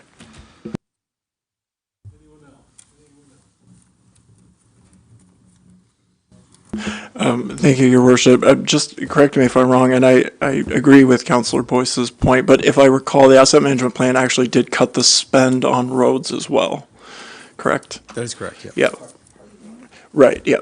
I think that, and not to pick on the parks and the trails and recreation, but it was identified, I think as Councillor Sharp pointed out at the time, the community surveys and feedback was that was kind of the least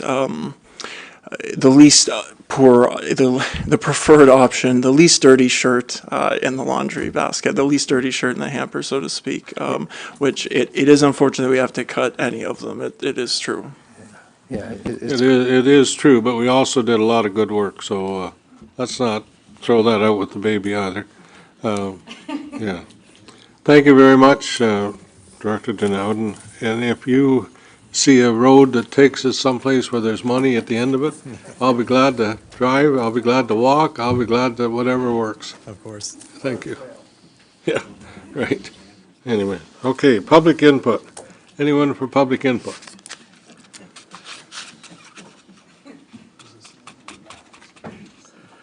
Okay, that's good. Thank you. The resolution, the next one we'll go on to is corporate services.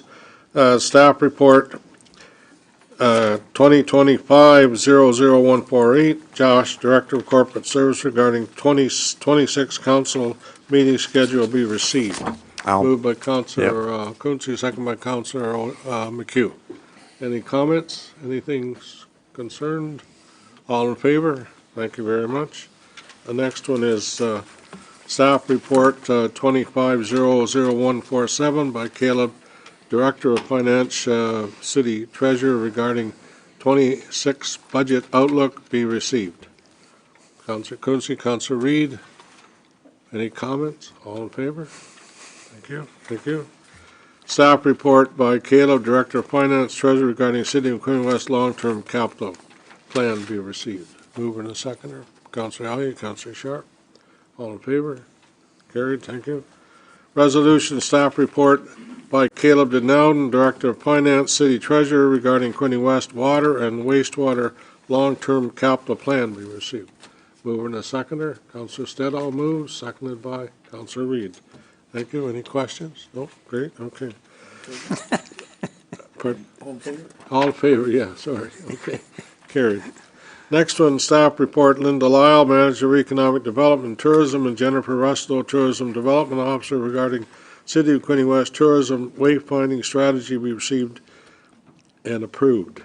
And further, that council approve in principle $275,000 for the 2026 capital budget to be combined with $50,000 in the budget of project 2671 to be carried forward into 26 and to be implemented over 3 years, and that staff be directed to bring forward budget requirements as outlined in the plan as part of the 2026 and future year city budget process.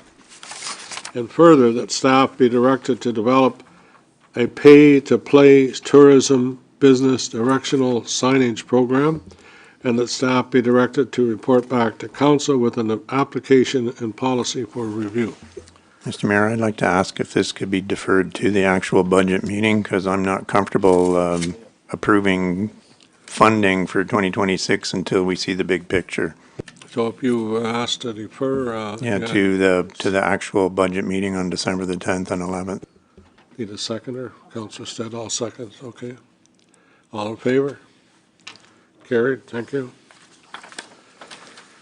Okay, Public Works Staff Report by Robert Jackson, Manager of Engineering Services, and Jed Snyder, Project Manager, regarding West End Trunk Sewer Update be received. Mover and a seconder for that one. Councillor McHugh moves.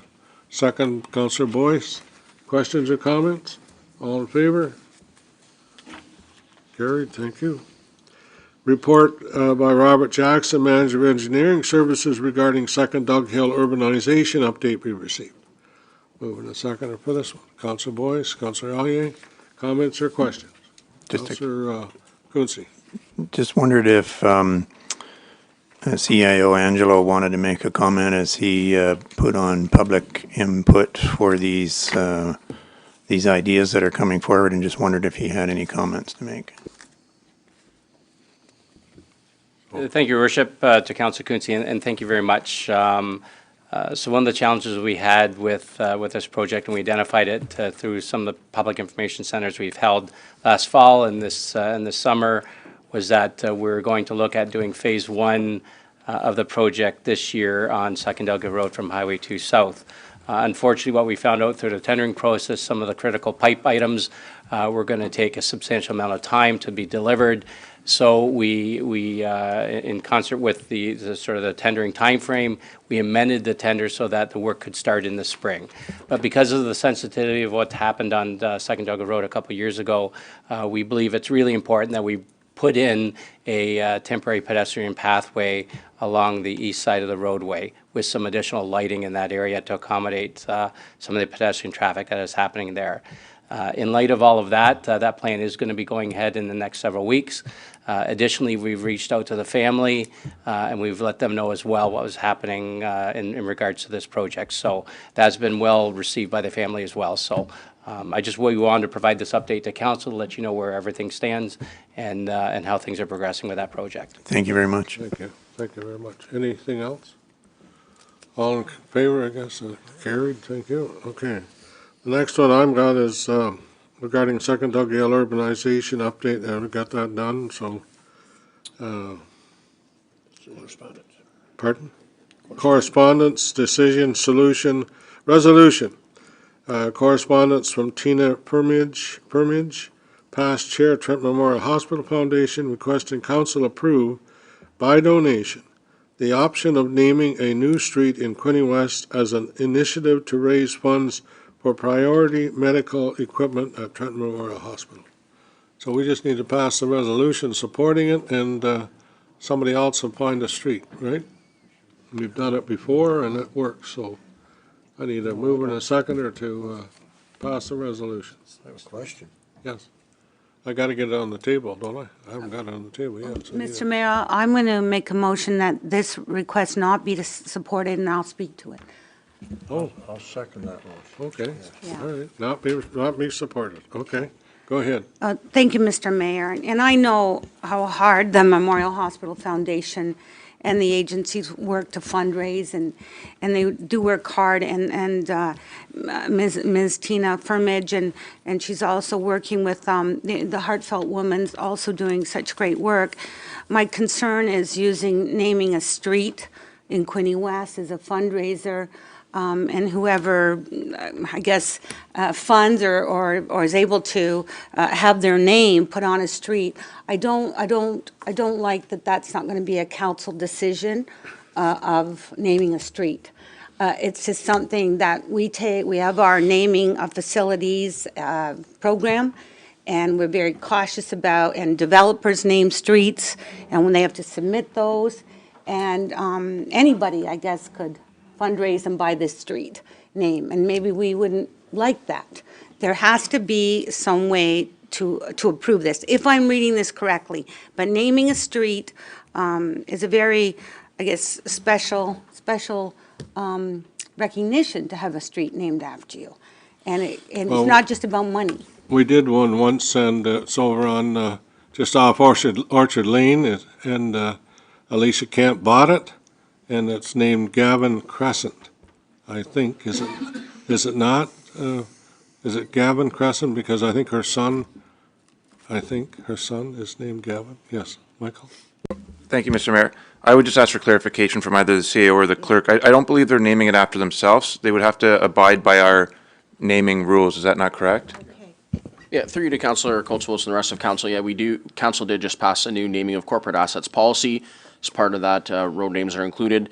Certainly if council wanted to support this request in principle, we would be looking for more information from the board to see what exactly they'd like to do. And I would assume that whatever name they would pick at the end of whatever fundraiser they're doing would come back to council for final approval. Okay. Can I have a point of clarification on this, please? Just, yeah, okay, go ahead. I seem to remember that the developers named the streets, and wasn't it the developer that put it out to donation? And I don't think it was Quinte West. I thought it was the developer that did that. I don't know, I just remember Alicia Camp buying it, that's all I remember. From. Go ahead, go ahead. Just want to clarify, maybe Director McGruin can chime in on this too. We've had several meetings. We've discussed process for naming streets. There's a certain way of doing it. I have no problem with it, but it would have to be something, a criteria that we agree to, because that was the whole idea behind this committee, was to come forward with names that weren't going to cause problems going down the road and further. We have a committee for this, so could we maybe propose, if they want to name a name after somebody, or can we propose, I don't know how we would do this, a name for them, but that wouldn't make any sense either if somebody bid and we gave them a street name that didn't reflect their donation of their name. So, but we do have a committee that handles this right now, and this kind of is jumping over that committee and changing the rules. Councillor Card. Thank you, Your Worship. I wonder if there isn't a compromise, as the clerk noted, Director McChesney noted, that if the suggestion, if the winner is just getting the suggestion of a name that council or the committee or council and the committee both have to sign off on, then perhaps we can do both things, where the corporation is protected against a name that council does not see fit or the committee does not see fit, and we can also support healthcare and the Memorial Hospital Foundation without actually having to use taxpayer funds. I like the idea, as long as we have that strict control over a veto, if you will, and then another suggestion has to come forward. I see that as reasonable if that is agreeable. Josh, Mr. Clerk. Yeah, thank you, Mr. Mayor. Yeah, certainly, council can waive the requirement of the policy in terms of how we solicit names under the policy, and then provide an opportunity to the hospital to make a recommendation. Of course, those names will still have to be cleared by Hastings County and 911 and all of the requirements that they have in terms of emergency requirements in those names. But I would say to the hospital that if council agreed to this, that we would still require council final approval on the name. So I can go back to Ms. Firmage, and if council's supportive of it, and let her know that council would be supportive of it as long as they had final say, and as long as we followed our 911 requirements. And if she was okay with that and took that back to the hospital and they were fine with that, then I can bring this back and council can consider that ask.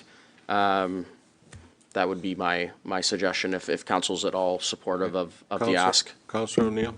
Thank you. Through you to the clerk, my same question, if the developers name the streets, what street are we going to let the person name if the developers don't give an okay to it?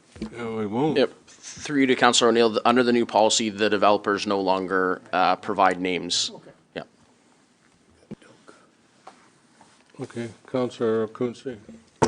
Yeah, Mr. Mayor, seeing as I do sit on the asset naming committee, I do find this to be really challenging. That they would put a name forward, and if we don't like it, we're just going to shove it back in their laps, and that sounds all embarrassing if you ask me. So I would suggest that we help them with a different idea altogether. Thanks. Councillor Armstrong. Correct me if I'm wrong, but I think there's a list of names that have been generated for the next in line type of thing. So could we not provide them with, say, the next 5, and they choose one of those 5? That's already been approved. Yeah, through to Councilor Armstrong, we could suggest that to them, but they might not, that might not be a fundraising option necessarily for them, yeah. So why don't we just approve it in principle and get the information coming back to us? That's all. My motion is not to approve, so we'd have to vote that and then go. I'm going to second Councillor Sharp's motion. Okay, well, Councilor Stedall.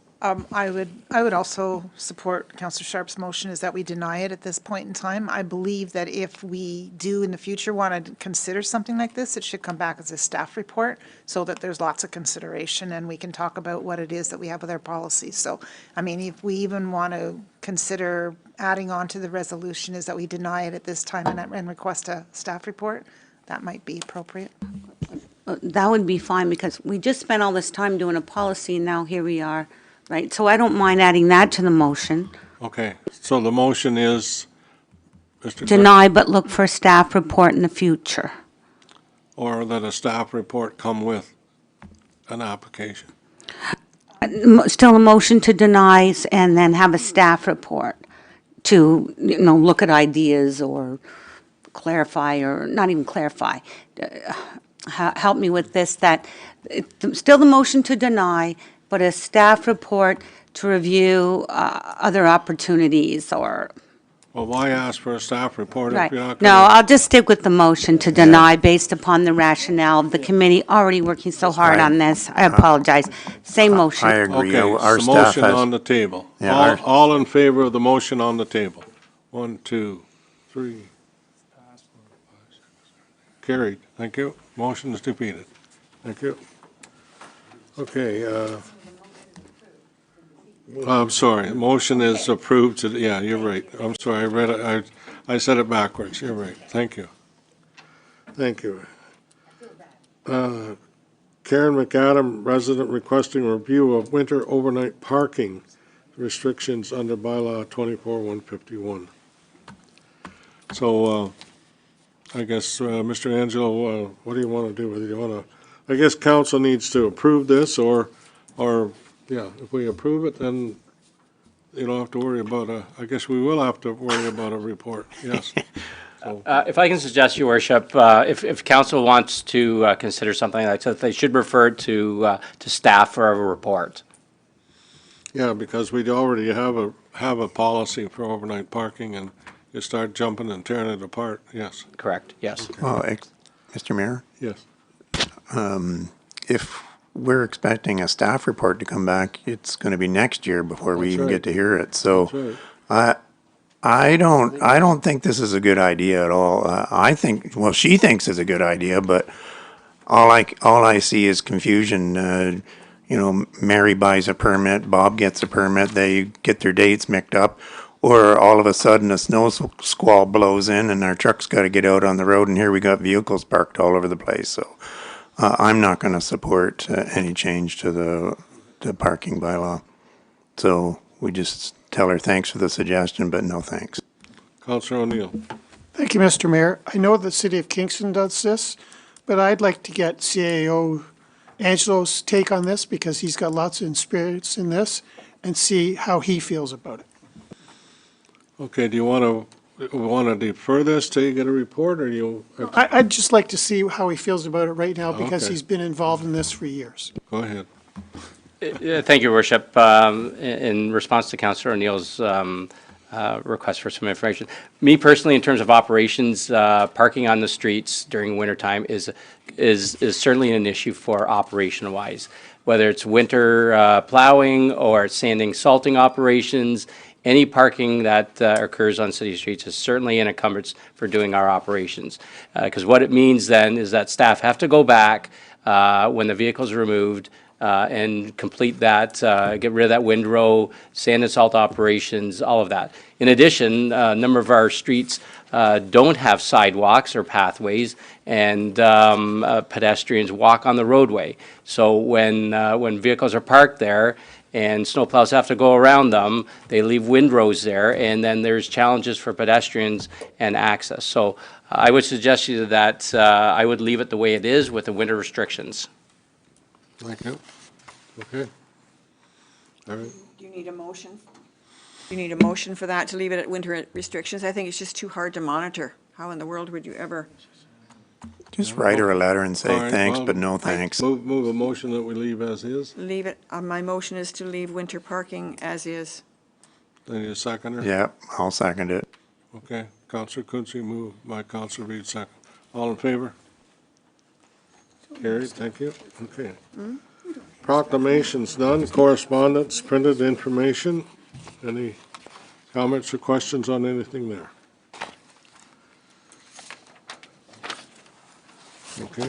Your Worship, if I could just suggest something, Yes. that in regards to item 12, I believe it's J, the resolution from the Township of McGarry regarding support to extend firefighter certification deadline. And perhaps the fire chief may want to speak to that, but I would suggest to council that that'd be something that council should support. Well, I think Chief Whalen, you can make comments. Yes, go ahead. Yes, thanks, Your Worship, and I'm all for that. Just to give you a little background, this was legislated a couple in 2022, and we've been working hard at this. And with our training officer, we can't seem to keep up with the training. Now, to give you an example, there's 7 related courses that have to be taken, which I didn't realize at the beginning. One of them is 4 days to do that, and it's very expensive. I think it's an awfully big, and I should have got involved in this earlier, it's an awful big ask to have a volunteer firefighter who has a family, a job, and has to balance that lifestyle and then have them be certified the same as a career firefighter. It's a very big ask. And I'm losing some of our senior firefighters because they can't do it. So, and I've made this comment out to other chiefs in the area, and some of them would like an extension. I even had the deputy fire marshal call me 2 weeks ago, and he said, well, what's your concern? I said, well, my concern is I've got a budget to put forth, and I said, when I looked at the cost of this to go to this budget this year, I said, I was floored.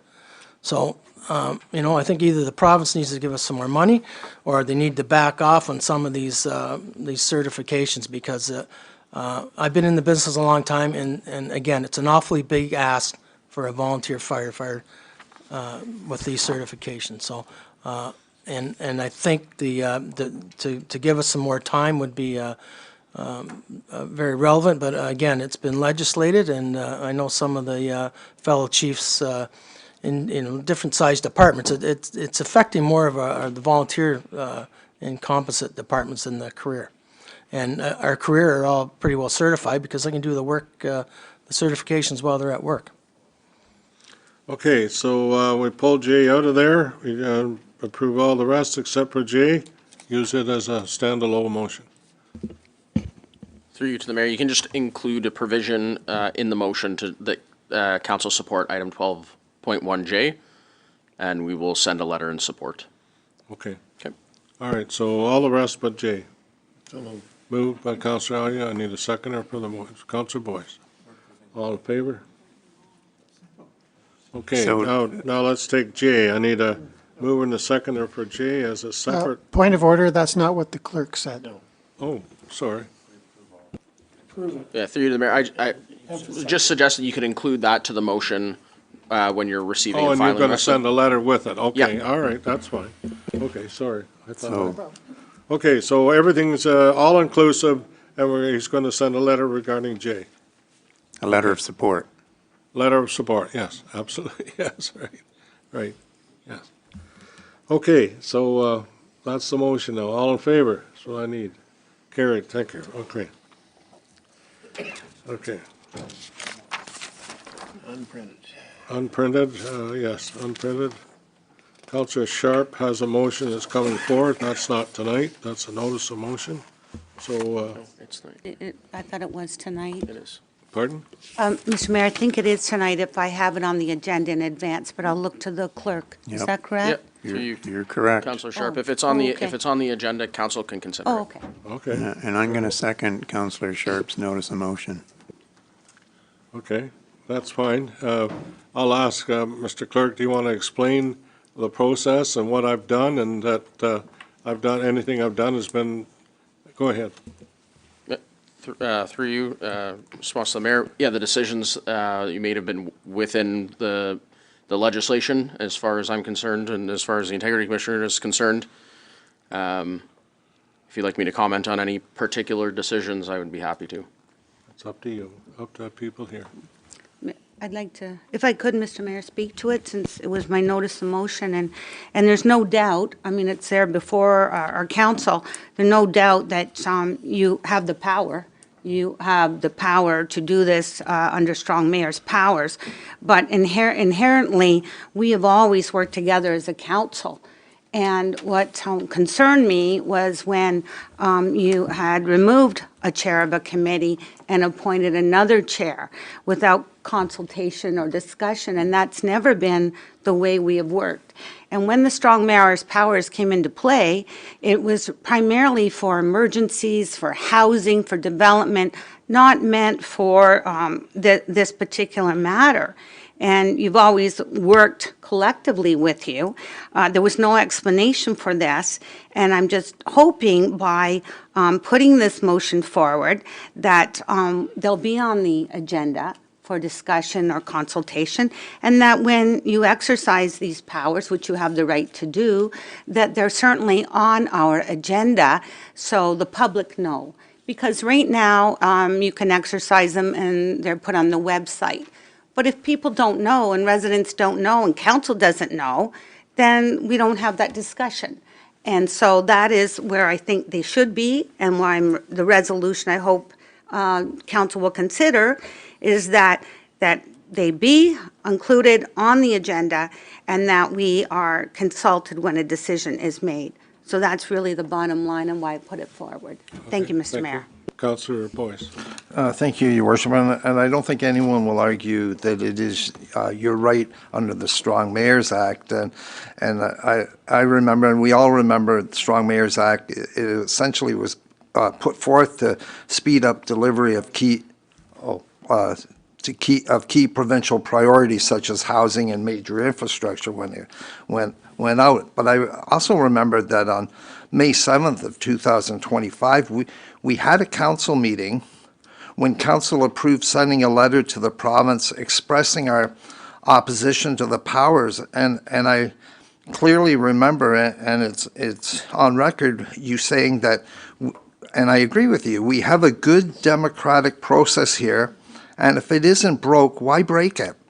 And you also went on to talk about that you didn't really understand the purpose of it as it is, because I believe that the last couple of years we've been very democratic in terms of you've allowed the freedom to have votes on issues, and I certainly respect that. And so it kind of took me as a surprise when council had elected Councillor Stedall to represent the Personnel Committee to chair it. And personally, I believe she's done an excellent job on all the things that we've done on that committee. She's I have no criticisms of what's happening. And I would ask you to continue with your belief in the democracy of this council by allowing us as a council to make that decision whether an individual should be removed. Interestingly, that's the only committee that you actually have the power, and I researched this, that's the only committee you have the actual power in Quinte West of right now to decide whether who was to sit on that chair. I mean, you can't remove the chair or vice chair of the Active Transportation Committee because we have citizens that sit on it, so it's not really I think it's not really a standing committee. So I mean, interestingly, this is the only committee that you have power to, and I would ask you to exercise what you had mentioned on May 7th and allow us maybe tonight to have a vote on whether we feel that Councillor Stedall should be removed from that Well, position? let me answer one of your questions, and I made that decision based on the integrity and the policies of the city of Quinte West. In other words, I'm not in favor of having the CAO of Sterling Rodden write an evaluation for the CAO of Quinte West.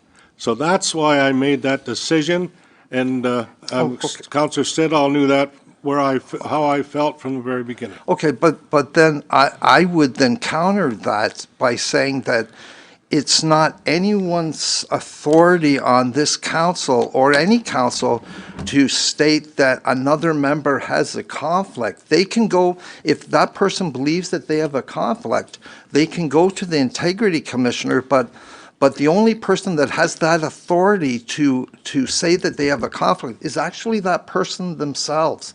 So you may have made that decision, but you're making a decision that's not based on you know what under the Municipal Act. Like you're making a decision based on your own opinion, but the opinion of the Municipal Act says that you can't decide if that person has, just as you can't decide whether I have a conflict of interest or not. You can make an opinion.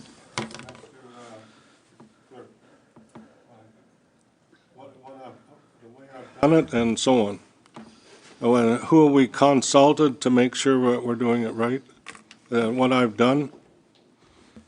Through you, to council, yeah, Mr. Mayor, you've consulted the Integrity Commissioner in terms of making that particular decision, which he confirmed was within your authority under strong mayor legislation. Thank you. But your worship, can I also ask the clerk whether any member on council has the authority to state that Councillor Stedall or Councillor Quinte is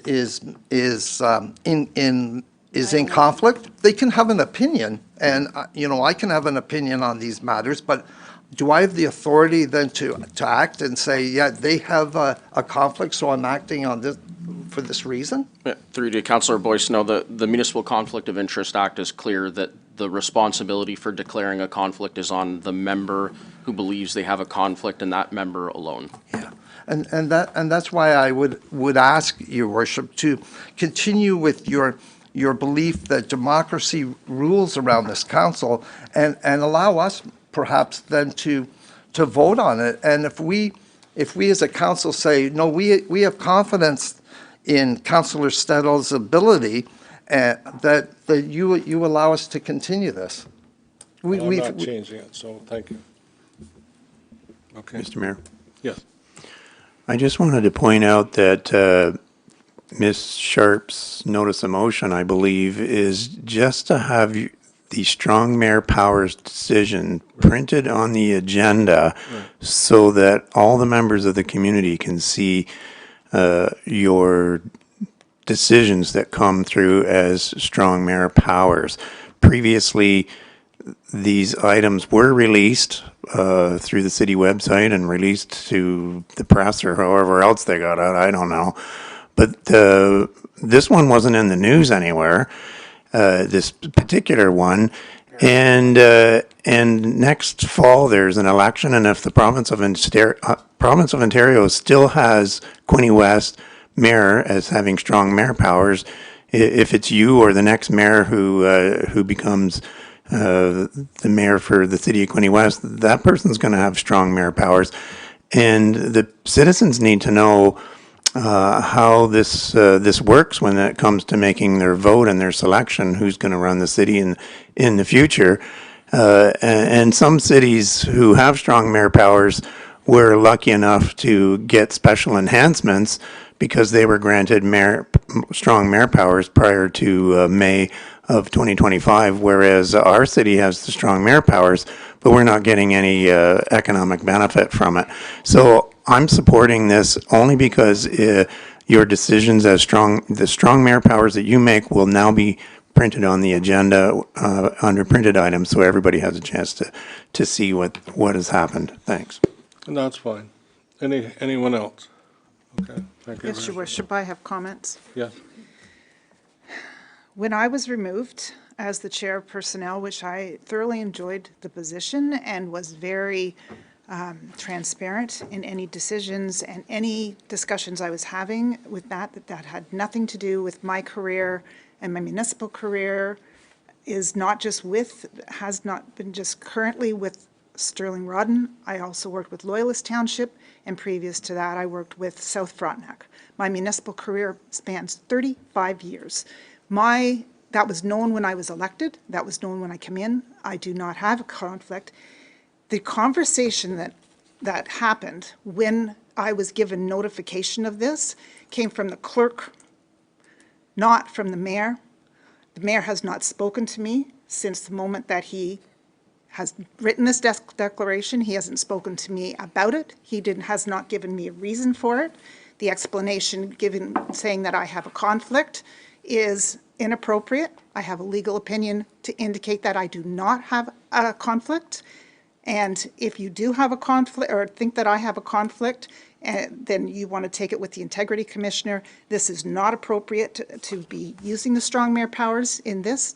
Although I got to say is that if this continues, my concern isn't for me. And if I don't get the position again, my concern is that these strong mayor powers can be used for anything, that you have the ability to use them for anything you want, and I believe that there can be some serious repercussions with the city in the fact that you do this and you don't even acknowledge the fact that you haven't even spoken to somebody that you've used the strong mayor powers against. Thank you.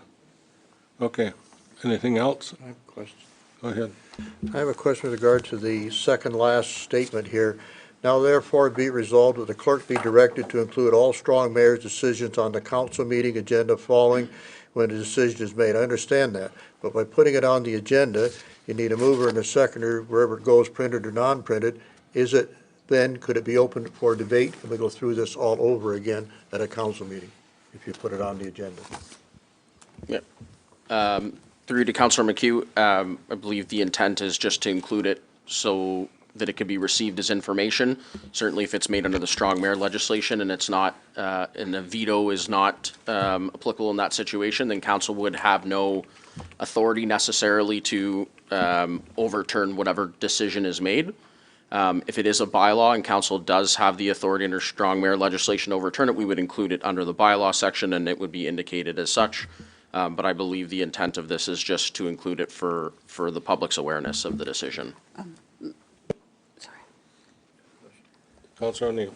Thank you, Mr. Mayor. Through you to the clerk, if it was on the agenda, we would be able to have discussion on it too, would we not be able to? Even if we couldn't overturn it, we'd be able to discuss it. That is correct. Councillor Sharp. Thank you, Mr. Mayor. I really wanted to pick up on that point.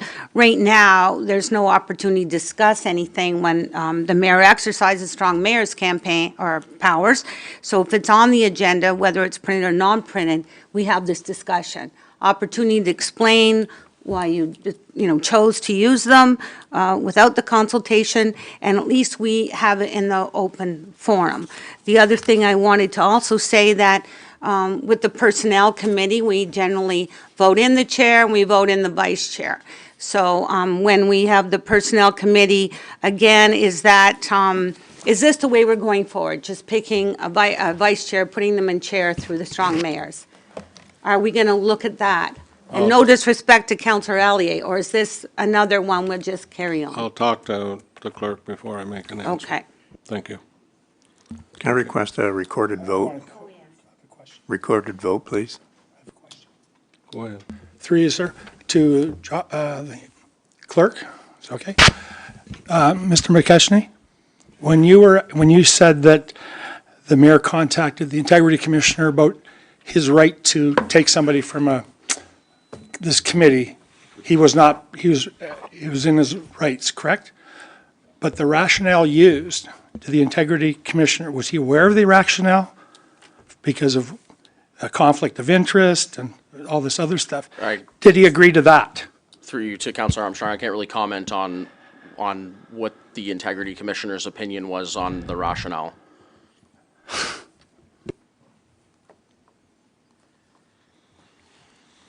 Okay, anything else? Otherwise, confirmation bylaw, anything else? Have a vote. Recorded votes. Pardon? Oh, the motion, okay, all in favor of the motion. You want a recorded vote? Recorded vote. Recorded vote. Counselor Ellier. Yes. Counselor Armstrong. Counselor Boyce. Yes. Counselor Card. Yes. Counselor Kotzavos. Yes. Counselor Quinte. Yes. Counselor McHugh. Yes. Counselor O'Neill. Yes. Counselor Reed. Yes. Counselor Sharp. Yes. Counselor Steddall. Yes. Mayor Harrison. Yes. Carries. Okay. New other business. Okay. Any other new business? Anything else under new business? Bylaws, okay. Anything else under new business? Otherwise, Councilor O'Neill. Thank you, Mr. Mayor. I've noticed the Premier's going to be getting rid of the speed cameras, but the actual machines that look after the speed cameras, would they be useful for, say, the police to have in high traffic areas to run license plates? Let's say there's a robbery somewhere, if we had those speed cameras set at a certain thing so we could run through all the license plates. Through your worship, Mr. Counselor, we have our own ALPR cameras that are equipped on every cruiser throughout the province, including here in Quinte West. We have ALPR-equipped cameras already in the city of Quinte West, as well as CCTV, so I don't see any value in that. No, I don't. Okay, thank you. Okay, anything else? Councilor Sharp. Thank you, Mr. Mayor. I just wanted to, and maybe Mr. Angelo, we just added a new fallen leaf collection. Was it November 24th? I'm just trying to remember. Yes, through your worship, Monday, November 24th for Sydney, Murray, and Frankfurt Yeah. wards. So just wanted to get that message out, and I know there's a media release. And also, once again, a reminder about the accessibility awards and the multi-year accessibility plan, which is all on the website for information and submission. Thank you. You better get the leaves pretty fast. They're moving quicker. Okay, so the one other thing that council wants is the red nose on the website, so we can do that, right? Okay.